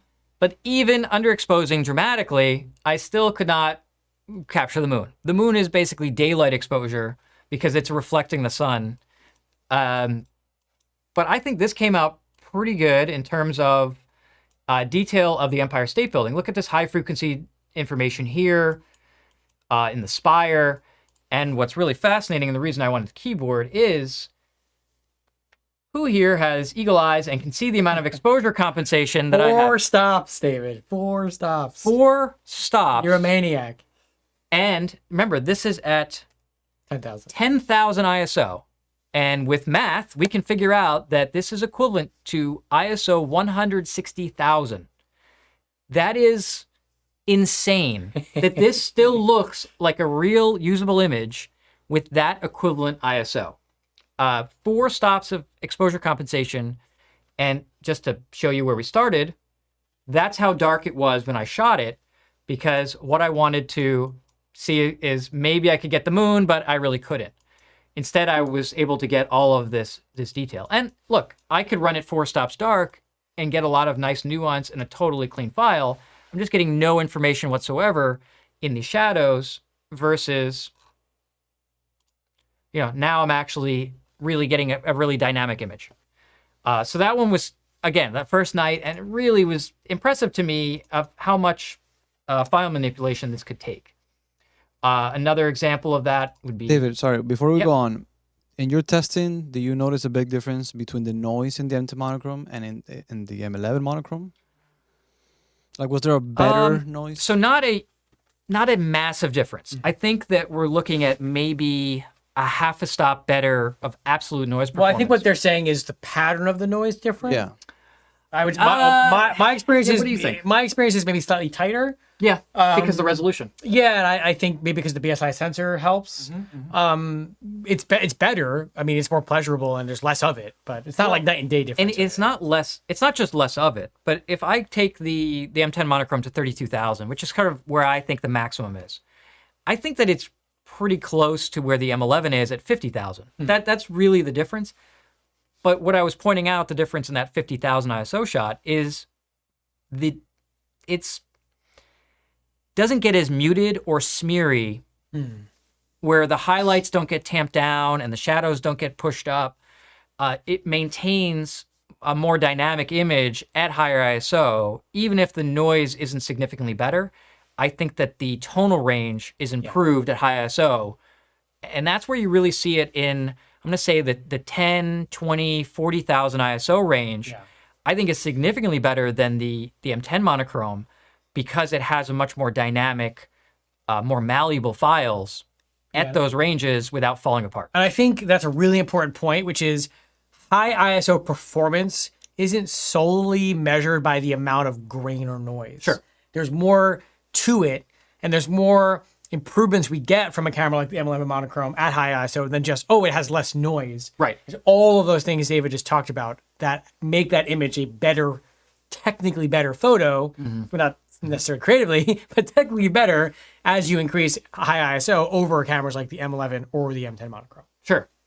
Okay. And another, we'll go back to Yeah, this. go back to that. Here we go. Another thing that I think the camera has inherited from its M11 base is, and this, I don't know if anyone else has found this, but I have certainly found it. When I'm using wide-angle lenses at even moderate apertures, do not believe this. This is not actually shot at f13 because I'm not a maniac. One of the considerations you have to take on the M11 or the M11 Monochrom, given its 4.3 or 4.5 micron pixels, is you cannot stop down as much. You should not stop down as much because diffraction is a real thing that will rob your resolution, rob your crispness of your images. I would very rarely suggest going to f8, and most of my test shooting I did at 5.6 because it is noticeably sharper than f8. If that's a problem for you, maybe an M10 is better, or maybe MDNG on the M11 Monochrom is better because essentially you're able to shoot at a larger pixel size with the bin pixels. And that's probably true of vintage lenses as well, which... Well, don't think so? no. I did some... I guess I want to talk... Can I talk about this before Yeah, we talk about yeah. you can come back to us, Jose, for now, if you want. We'll do the sushi. This is actually a really good... And I'll make it short. Sorry to keep jumping around. That's okay. here. No, and people have asked this really since the M10R came out, which was the first 40 megapixel color Yes. that we saw, is, now I can't use my vintage lenses anymore because they don't work as well on the high resolution sensor. And that really... Is it really the way to think about it? Because those lenses are not about outright performance, and they really don't perform any worse on 40 megs than they did on 24. If you enjoyed the look on 24, you'll enjoy it on 40, and you'll enjoy it on 60. I've shot the 1.2 Noctilux, the steel rim, vintage whatever on M11 SL2, and I love the performance because of what it is. If I want outright performance, I'm either going to use an SL with SL Appos or a 35 ApoM, a 50 ApoM, or a 75 Noctilux. My expectations, I think our expectations are going to change based on the lens we're using. But to me, it's quite joyous to use the vintage glass, and even more so on the M11 Monochrom because you don't have to worry about chromatic aberration, color fringing, color vignetting. So don't be discouraged by the high resolution and think, I can't use my older lenses. Just know that they're not going to be sharp, but they're not sharp on an M10, or a lot of them weren't even sharp on film. So, just understand that's not what it's about. Okay. Carry on. Back to Perfect. the screen. Now, my actual point where I started all this was sorry. something I noticed on the M11 that carries through the M11 Monochrom. There's this perception, if I want starbursts, I need to shoot at f16, f22. Not true. Not true, dear readers, because this is either f8 or 5.6. The M11 and the M11 Monochrom is an absolute starburst machine. If you put on a wide-angle lens, 18, 21, 24, 28, and you stop it down just a little bit and point it at a bright light source, boom, starburst. I don't have an explanation for it, but it works basically every time. And people are always asking me how I get these fantastic starbursts, and am I shooting at f22? It's all fake. It's all fake. Yeah, there's a filter. You better be careful what you say. No. That's called sarcasm. That's called sarcasm. Okay, so again, here we are. This is 6400 ISO. And you notice it's only 100th of a second because I hadn't really figured the camera out yet. And I'll get to that. So there might be some small, people movement or something like that. But plenty of detail here. And you say, well, it looks a little grainy for 6400. Because it's not 6400. It's 6400 plus 3 exposure. Plus 46 shadows as well. And plus 46 shadows. Right. So you can see the amount of tonal updating I've done. And again, I'll give you a reset. Everyone wants to see what out of camera looks like. It looks flat, except for the bright lights. And in here, you'll notice basically there's no tonal separation. But Happening. I don't know. My mouse just decided to go crazy. You'll notice there's no tonal separation between the buildings and the sky in the darker areas, right? It's pretty flat. And this is what Josh is talking about. The people, you notice they just sort of blend in together. You can barely see anything on this dark background. And yet, when we go back to our processed image, what a difference. there's tons of information in these shadows. Yeah. Look, there's a mailbox there that you couldn't see. And you can see the difference between the buildings and the sky. You can see branches in the sky. So there is so much information in these files, even at higher ISOs, that it just started to blow my mind and change the way I thought about how to shoot these. In my mind, I'm trying to shoot for the highlights and make sure I don't blow anything out. But also, it's a real way to extract the most amount of information. Yet another example. This one, even more dramatic, right? Because it's only 1,250, 1250. And here we are, +3. And the amount of detail, this looks like I didn't push it at all because it's 100% clean. This pattern is not noise. This is actually a very, very fine mesh they use to keep the pigeons out of the library.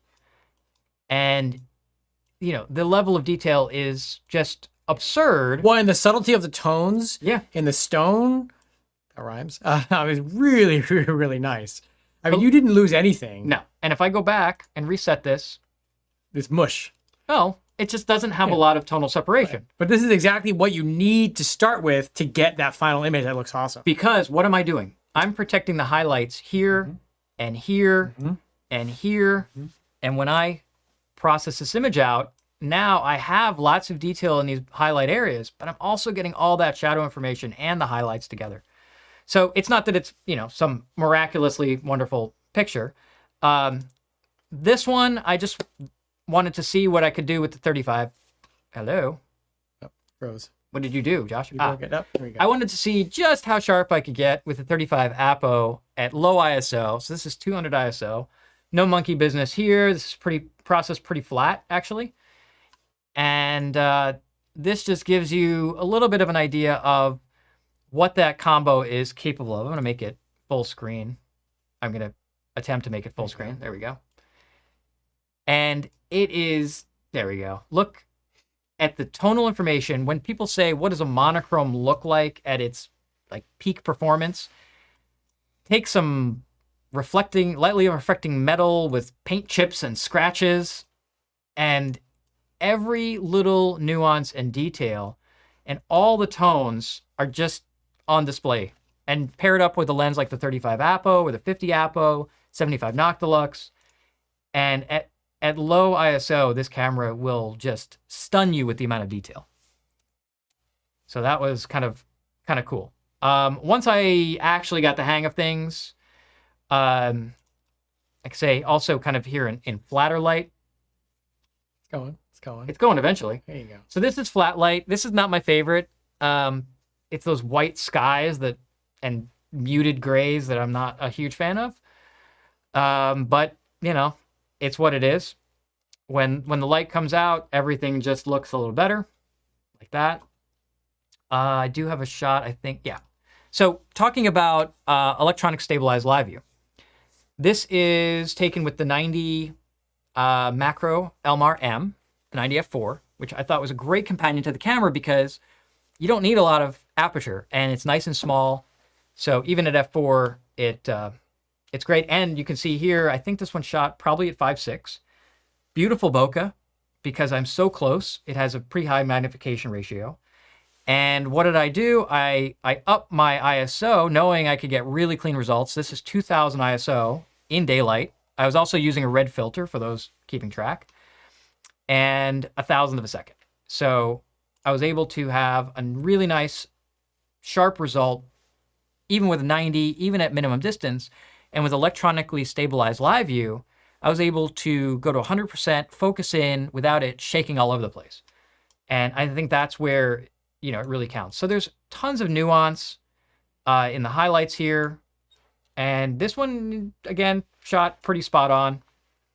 But really fantastic, underrated lens. We talked about that in our Underdog episode, for sure. And the macro episode as well. And the macro episode. But, yeah, just great nuance, great detail. Again, most of these you'll find that I have some kind of exposure compensation. And when you want to get fast shutter speed, like for action, if that ever changes, come on. Oh, your computer's so grumpy today. What did you do, Josh? I don't know anything. What did you do? It doesn't like There we the go. photos. There you go. So here, I was able to get a thousandth of a second, you know, really nice, just with the 24, and freeze all the action with plenty of detail. Although even at a thousandth of a second, the ball is moving pretty fast, you know. Yeah, the ball is moving pretty fast. But you know, I just love the kind of using an M like an M is not really made to be used, I guess. Here, you know, moving carousel, and anytime that the light had changed on us, it went from kind of a flat light to the more dramatic direct light, and you can see everything, just the contrast pops, all the details pop, and it just looks really nice because it's a monochrome. All right, let's jump ahead a little bit. Yeah, maybe show like a few more, and then we'll take some questions. Wow, what is happening? Maybe I will go back to library. Well, Oh. give it a second. I feel like Josh upset the computer. Don't blame me for this. Josh upset the computer. Don't blame me for this. Don't blame you for this. Yeah. All right. So for night photography, You want to go back to library? what's that? Yeah, let me try then? library. Yeah, just to see if that makes it a better experience. It's making it in. It's not making it anything. Oh, Oh my boy, god. he's so Okay. laggy. There we go. Hey, there we are. So for a lot of this stuff, let me do this one. And these aren't even like the interesting pictures. These are more, you know, here we're just trying to test everything. What is going on? I don't know. And again, you can see almost 4 stops exposure compensation on this one.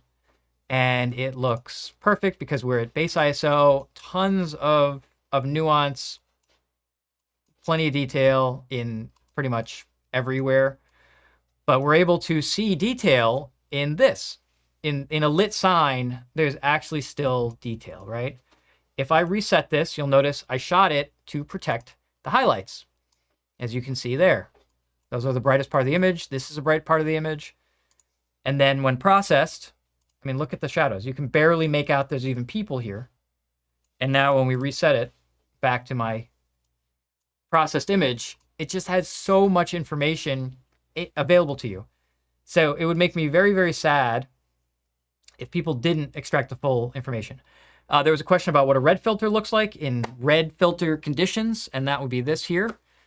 So eventually it's going to come up. There we go. Yeah, that's the typical look that you get with a red filter. So we've got that just inky sky with a lot of contrast. And interestingly, because I noticed a little quirk here, because the camera has a secondary light meter on the front that's estimating the exposure and then comparing it against the actual exposure in the camera, where you see the stuff at f16, that just means I had a red filter on and it's knocking it down 2 stops, if that makes sense. Although it's really like 3 stops here. But gobs of detail, information, texture. I mean, every single brick is on display here. But this is the 50 Apo. I mean, this lens in 2012 was introduced to take advantage of the resolution increases and resolving power of the original monochrome. And it works just as well on the M11 Monochrom as it worked back then, which is pretty extraordinary. And then I'm going to really skip ahead because I have a lot of stuff. But if you want to see this, it will actually be in my full written review. A little teaser here. So I had the opportunity to go to a boxing gym. And let's see if I can find, can't see. Was it that? Wow. It's thinking. I don't like it thinking. This is your computer, man. I think it's time for a new one. I think it is. I think it's time for... There it is. I like that shot, but that wasn't what I was looking for. No. There was one, there was like a fighting... Where is it? Hold on. It is this. Okay. So this is towards the end of my testing. As you saw, I kind of fast forwarded here a bit. And I adapted the way that I shoot. So even though there was a decent amount of light in here, I knew that I had moving subjects. And instead of going to the usual auto ISO and shoot at, 250 the second, I knew I needed faster shutter speeds to stop this action of these guys sparring. So I actually set manually on the dial 1,000 of a second. I set my lens, obviously, is manual. I set it to f4. And then I just let the ISO go into auto and run up to whatever it needed to. And in this case, 16,000 ISO.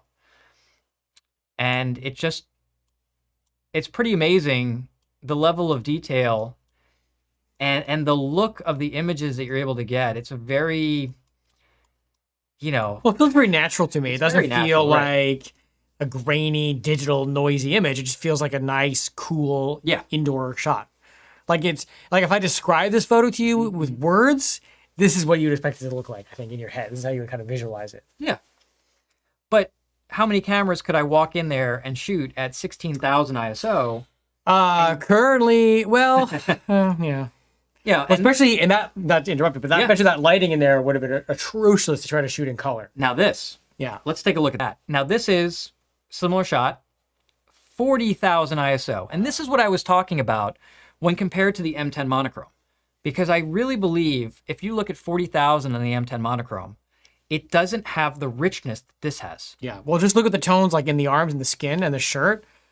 I mean, it's harder to see on YouTube, but I'm standing in front of the giant computer monitor. I can tell you, even the boxing glove. Can you zoom in on the gloves? Well, it's back in library. It might take a second. It's okay. Let's give it a second. Let's let it load. I mean, that is great. There's Yeah, so much detail. There's 40,000 ISO. I don't know. Could you imagine going back in time and talking to like a 80s photojournalist who was shooting, Tri-X 800 and saying like, oh, you're going to be able to shoot at 40,000 ISO Right. one day. Look at the detail on the hair. Give it a second. Gotta let it load. There you go. There. Yeah, that is remarkable. 40,000 ISO. Is this shot pushed at all, or how much did you push this in post? Let's see. This one, no. Not much. Okay. No. Well, 50 shadows. That's something. Yeah. So let me reset it just so you can see where we started. There we go. Nice and flat, which is exactly what you want to start with. It's actually cleaner. It's more like the test shots you showed, right? Yeah.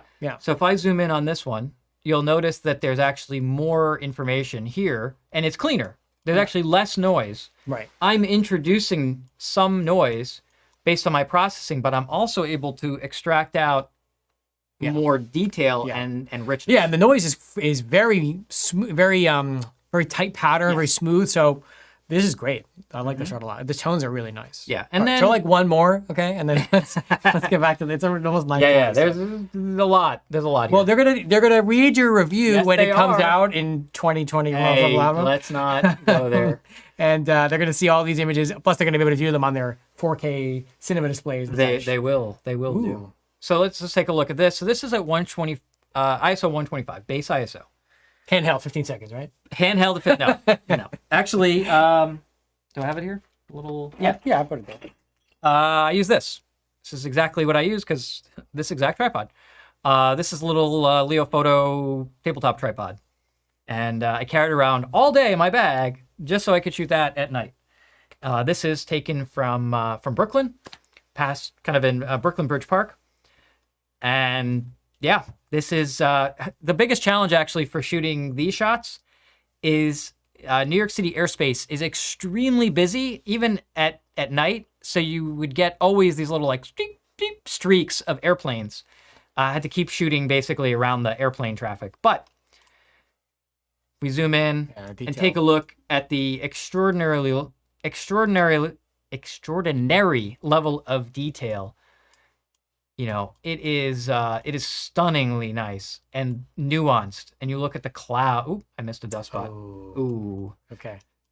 But all the buildings, everything like that. This is the 35 Apo. You would expect this level of detail. Yeah.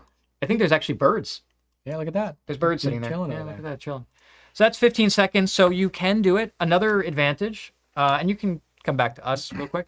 Another advantage of the M11 generation is also the much longer exposure.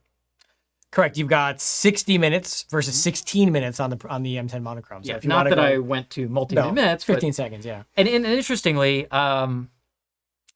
earlier, the way I was actually able to get, and it might have been this shot too, the way I was able to get longer exposure times was I didn't have any ND filters, but I did have a red filter. So I used a red filter as a 3-stop ND. That works. Which got me from like 5 seconds to 15 seconds. Nice. Well, he has a lot of images, but you're going to be able to see them, a lot more of them, in a lot more detail when he posts his M11 Monochrom review soon, which is going to be awesome. So definitely stay tuned for that. We'll talk about it, obviously, in the next show as well, mentioning it again, and it'll be on Red Forum. So, and I will drop a link in this description. I'll edit the description to have a link to the M11 Monochrom review when it's published. Yes. It's 92% done. All right, that is a very specific number. Okay. There's probably about 80 quadrillion, zillion questions. But I want to show a cool thing. Can I do that before we do questions? Oh, yeah. This is the insert cool thing. That's right. Well, not that one. Well, there's 2 cool things I want to show. But first the box and then the gloves. Oh. I brought 2 toys because, I can. Because I always like to geek out about cool stuff that we get on trade. So as a nice break from our monochromatic programming, I have Monochromatic. one cool thing, something I almost never see in this magical box. It is not, it in fact has color both in it and on it. Here, we can show stuff here now.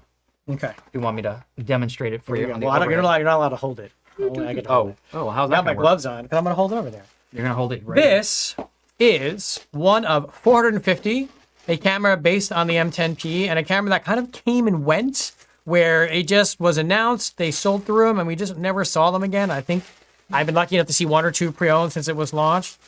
And there we go. This is the M10P Reporter. Again, only 450 of these were made. This is a pre-owned example that is flawless, complete box and everything. I didn't bring all that with me. Let's see if we can show it here. Put it on top of that. There we go. I got it.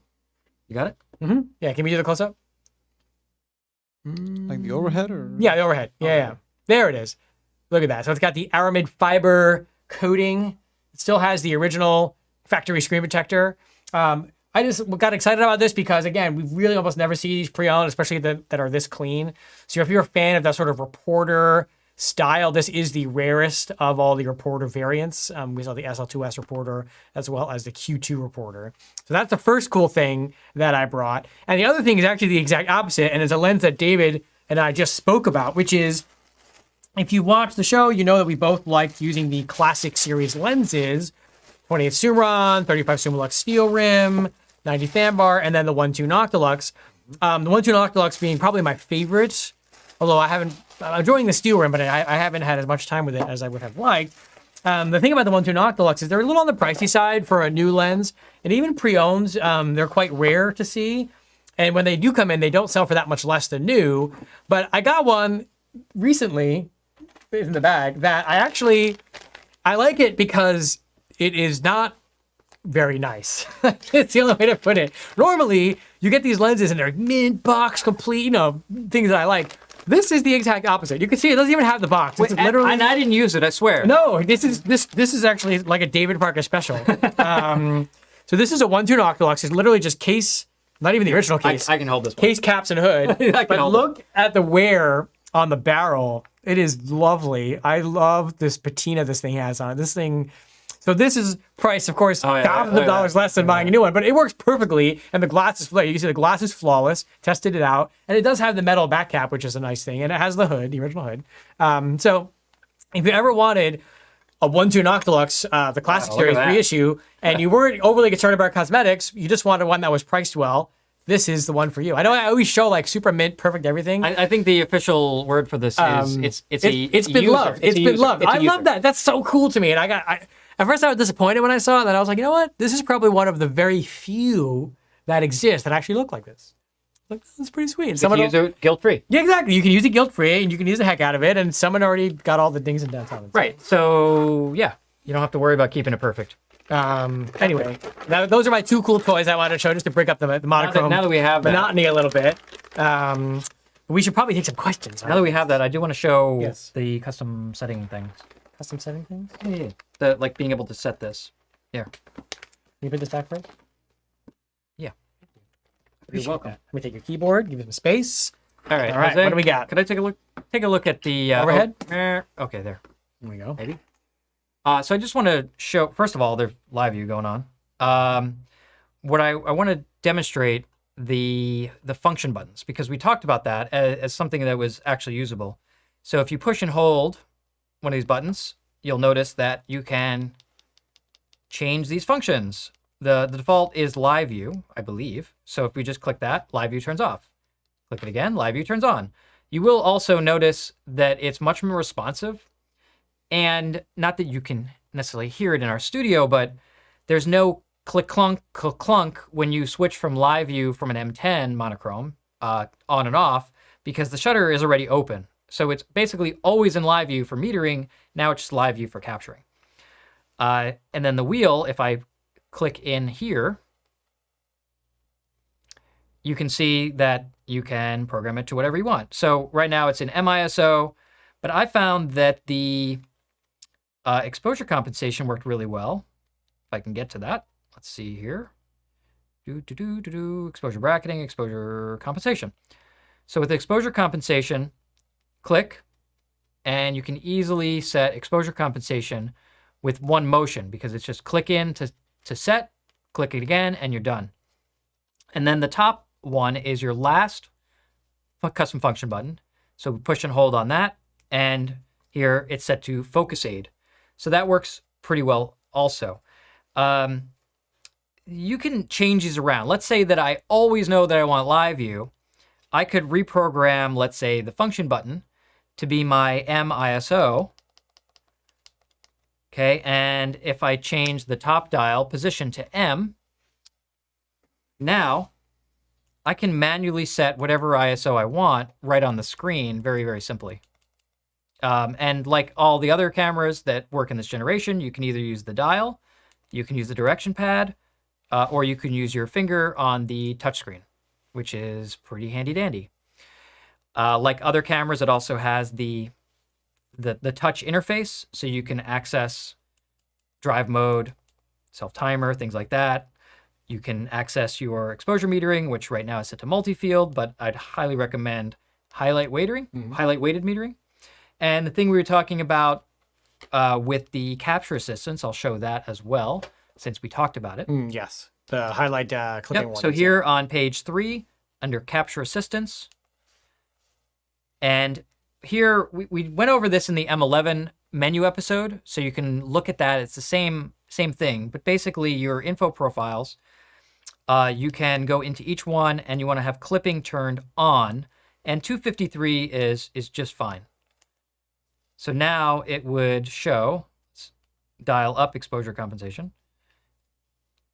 And if we cycle through our info displays, still not clipping because it's. Did you break it? I broke it. Oh, it's not. Yeah, it's not going to get. It's not bright enough. There we go.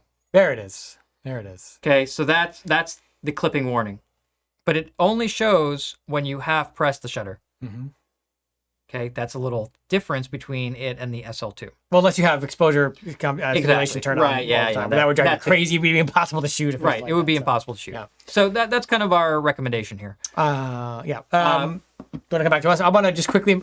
Someone had mentioned they said they were surprised you're shooting at f16. David was not shooting at f16. I was not. Keep in mind that the aperture data that the Lightroom or any software is displaying is just a guess based on a calculation of a few variables. It doesn't. Sometimes it can be right. Sometimes it can be close. Sometimes Oftentimes it can be way off. So no, David was not shooting at f16. That was just the. And in fact, usually I found in my catalog, if there's f13, f16 numbers, it means that I was using a red filter. So it thinks that the exposure.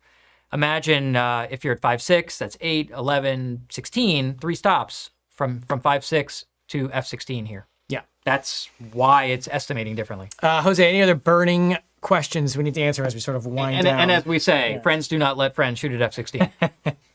Ever. What do we got? Did you find you needed less post-processing time than with the M10 Monochrom?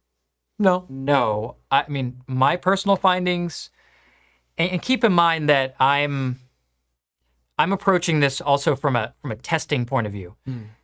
a lot of what I was doing as I was shooting, I was also spending a lot of time working with the files on the spot to basically then extend and test differently as I kept going. That's why my shooting technique changed over the course of a few days, because I was adapting the shooting technique to the processing technique and trying to get the best balance of the two. And that's what learning your equipment is all about. Absolutely. And having a mastery, mastery is, that's an egotistical sounding word. Having a You firm said it, not grasp. me. Yeah, no, I know. That's not really what I meant. Having a firm grasp of the base technical sort of performance and operation of your gear, both camera and computer, so that you can work your technique and photos to get the most out of it. It just comes with practice. Even David, who's the best of the world at this, it still took him time to go from getting this brand new camera, testing it, messing up, making bad pictures, fixing them, making better pictures, and he understands that he's going to have to go through that process to get to where he needs to be.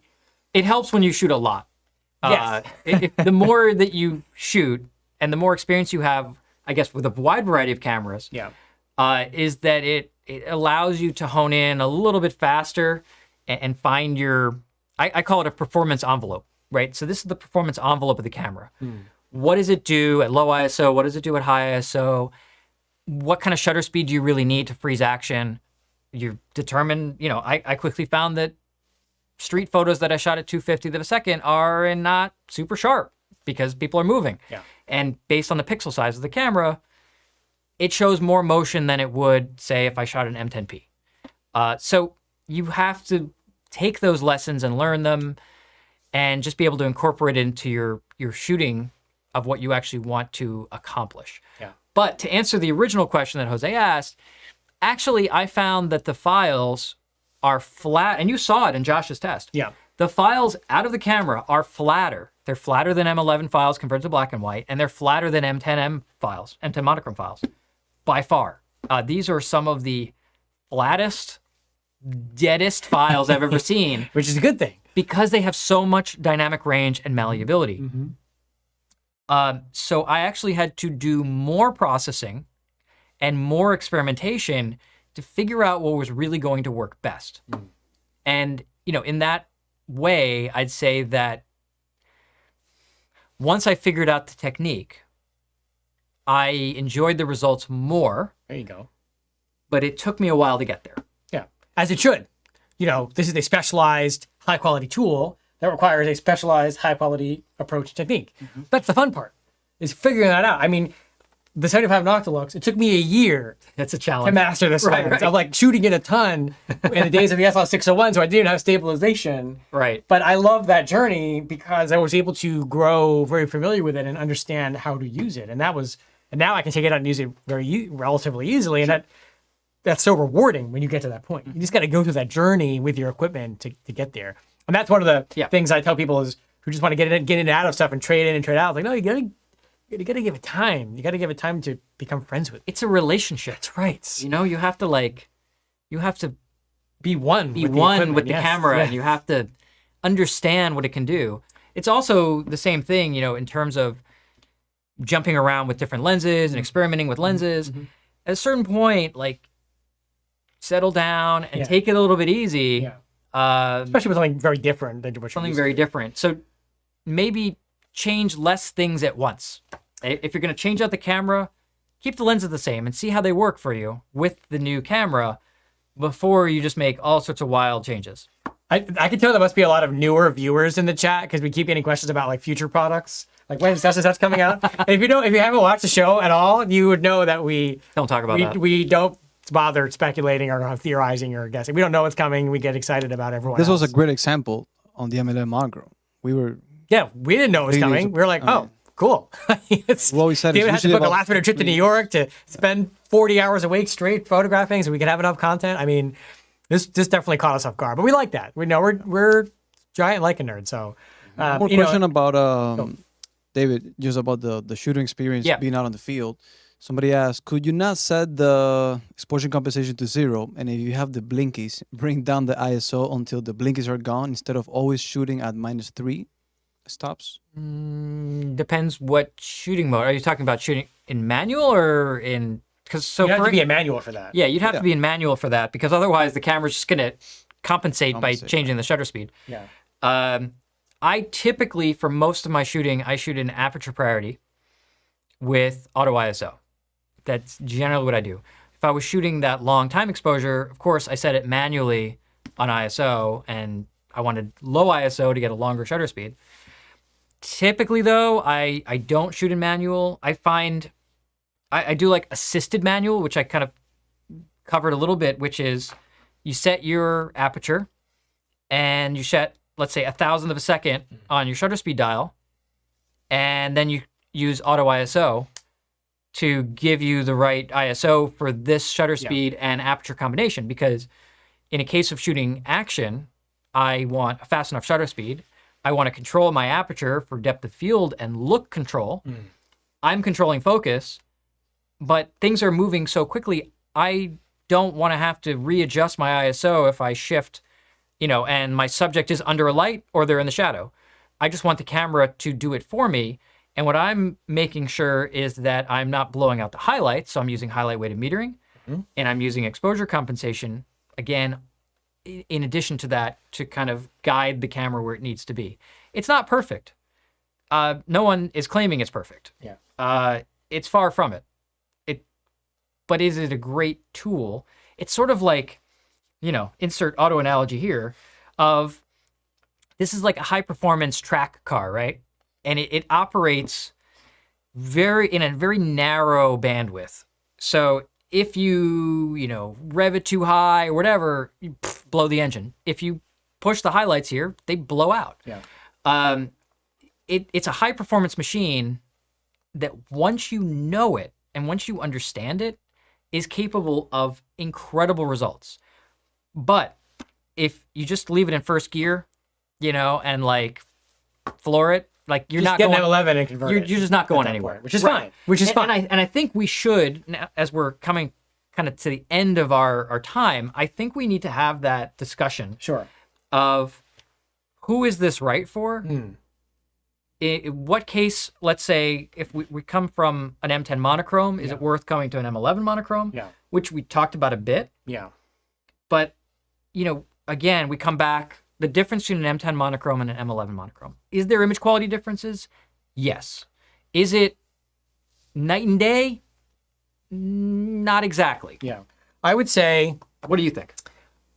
If I was comparing, if I had an M10 Monochrom, it would be a lot easier for me to justify buying an M11 Monochrom than if I had an M11 wanting to buy an M11 Monochrome. Oh, okay. Assuming, I'm talking about replacing one over for the other, not having them both. Because the improvements from the M10 generation to the M11 generation are massive.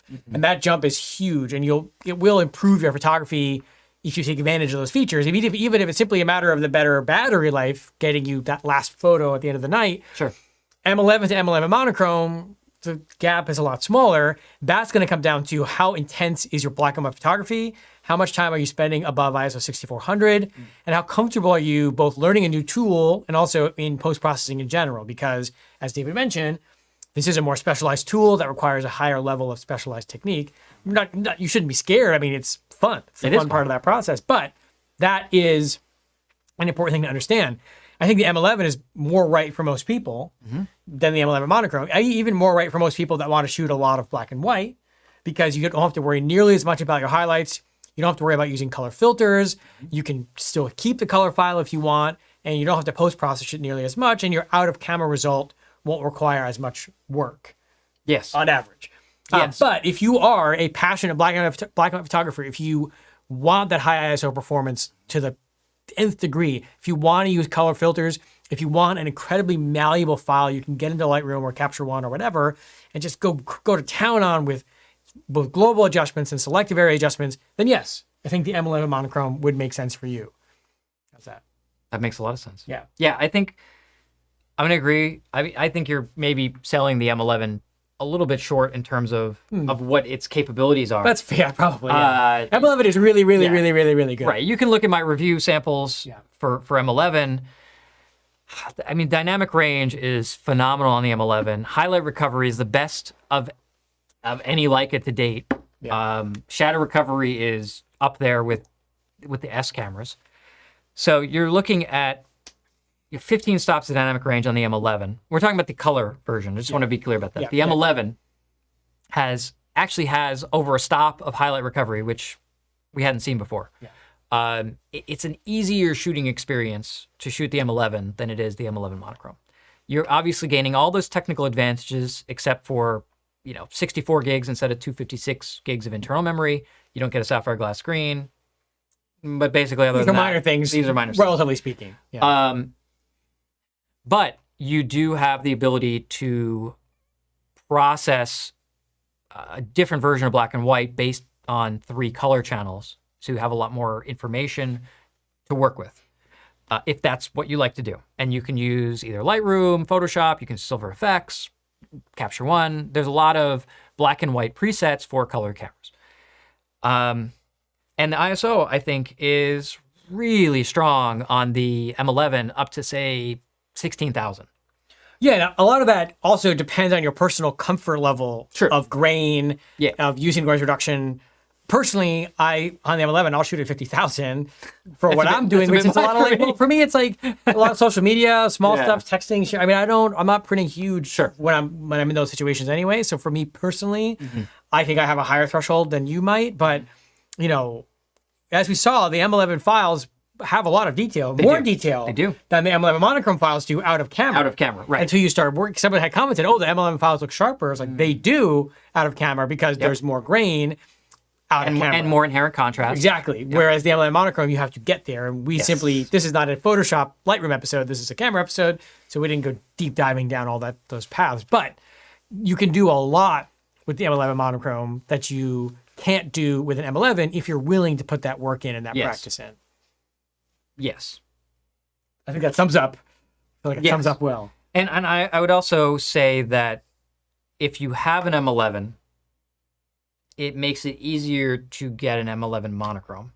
Well, right. That's the flip side of the conversion. If you're going from M10 Monochrom to M11 Monochrom, you have to get a new viewfinder, new battery, new charge. Well, comes with a charger. But all the accessories are different, except for like lenses. By the way, straps. I'm sorry. And if you haven't seen it because you don't have an M11, I adore the M11 charger. I mean, this thing is tiny, tiny, tiny. Yeah. And it takes USB-C, which means I can use my laptop charger for it. Yeah. And I don't have to carry an extra brick with this thing. Yeah. I love it. Right. So versus M11 to M11 Monochrom, everything's the same. I mean, it's an easy argument to say get an M11 and an M11 Monochrom if you want to have one of each. If you were someone that had an M10R and an M10 Monochrom, it's the same. Yeah, that makes sense. It's all the same stuff. But going from the M10 Monochrom to the M11, you're going to have to keep that in mind because a lot of the accessories, most of the accessories, are going to be different. Not thumb supports though; those are the same, and not memory cards, lenses, straps, flashes. I don't need a different strap. I know you don't. You can actually use your same straps. Any closing? Hopefully that was clear without. I hope so. I mean.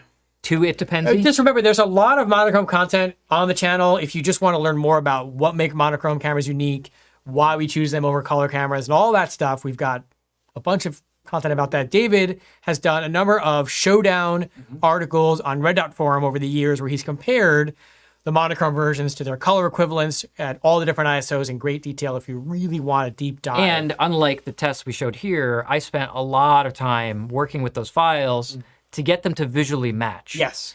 Which is easier said than done. Yeah. And at varying ISOs, what goes at low ISO versus high ISO of work to get those done. So we've got, I know, because I saw a lot of questions about monochrome cameras in general in the chat. We have a lot of resources available on the channel on Red Dot Forum for everyone who's curious to learn more about that. The website he's talking about. On Red Dot Forum, the website, and then Red Dot Forum, the YouTube channel. 2 different things. Same people, 2 different things.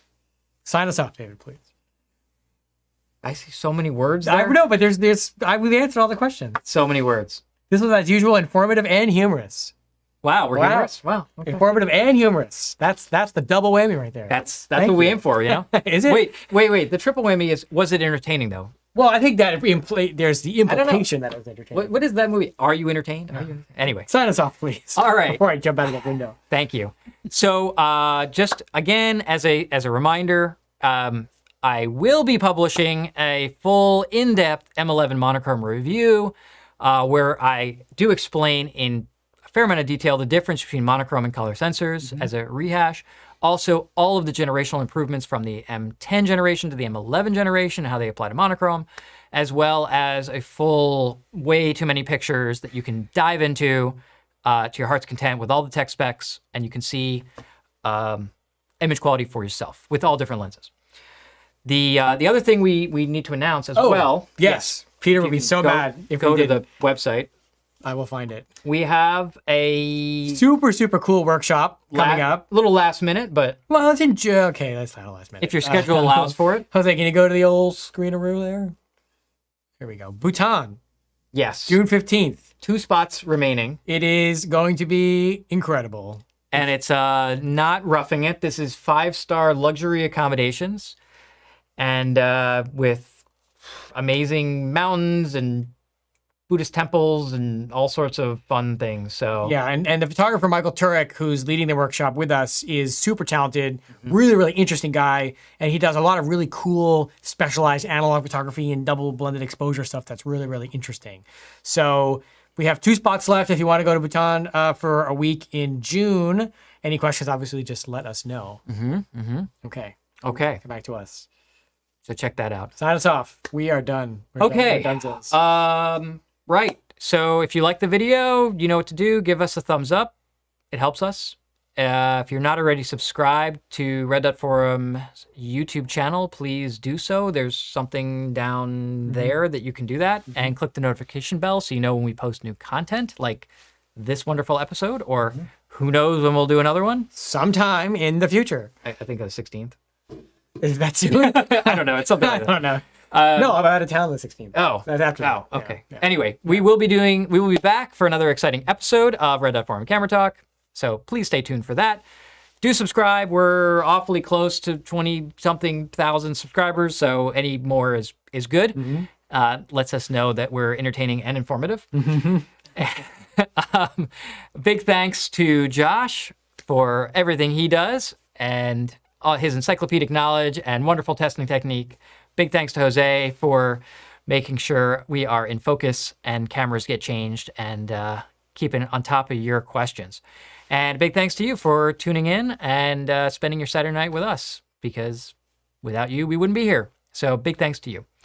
And you can find the latest Leica news, M11 Monochrom reviews, other things, a lot of other reviews on red.forum.com on the website, as well as all of our archived live videos are here on Red Dot Forum YouTube channel in the multiple playlists, and you can browse by category. If you have any questions in the meantime, drop them in the comments and we'll see what we can do. And until then, we'll see you in the next episode. Good night, everybody. See ya. Good night, guys.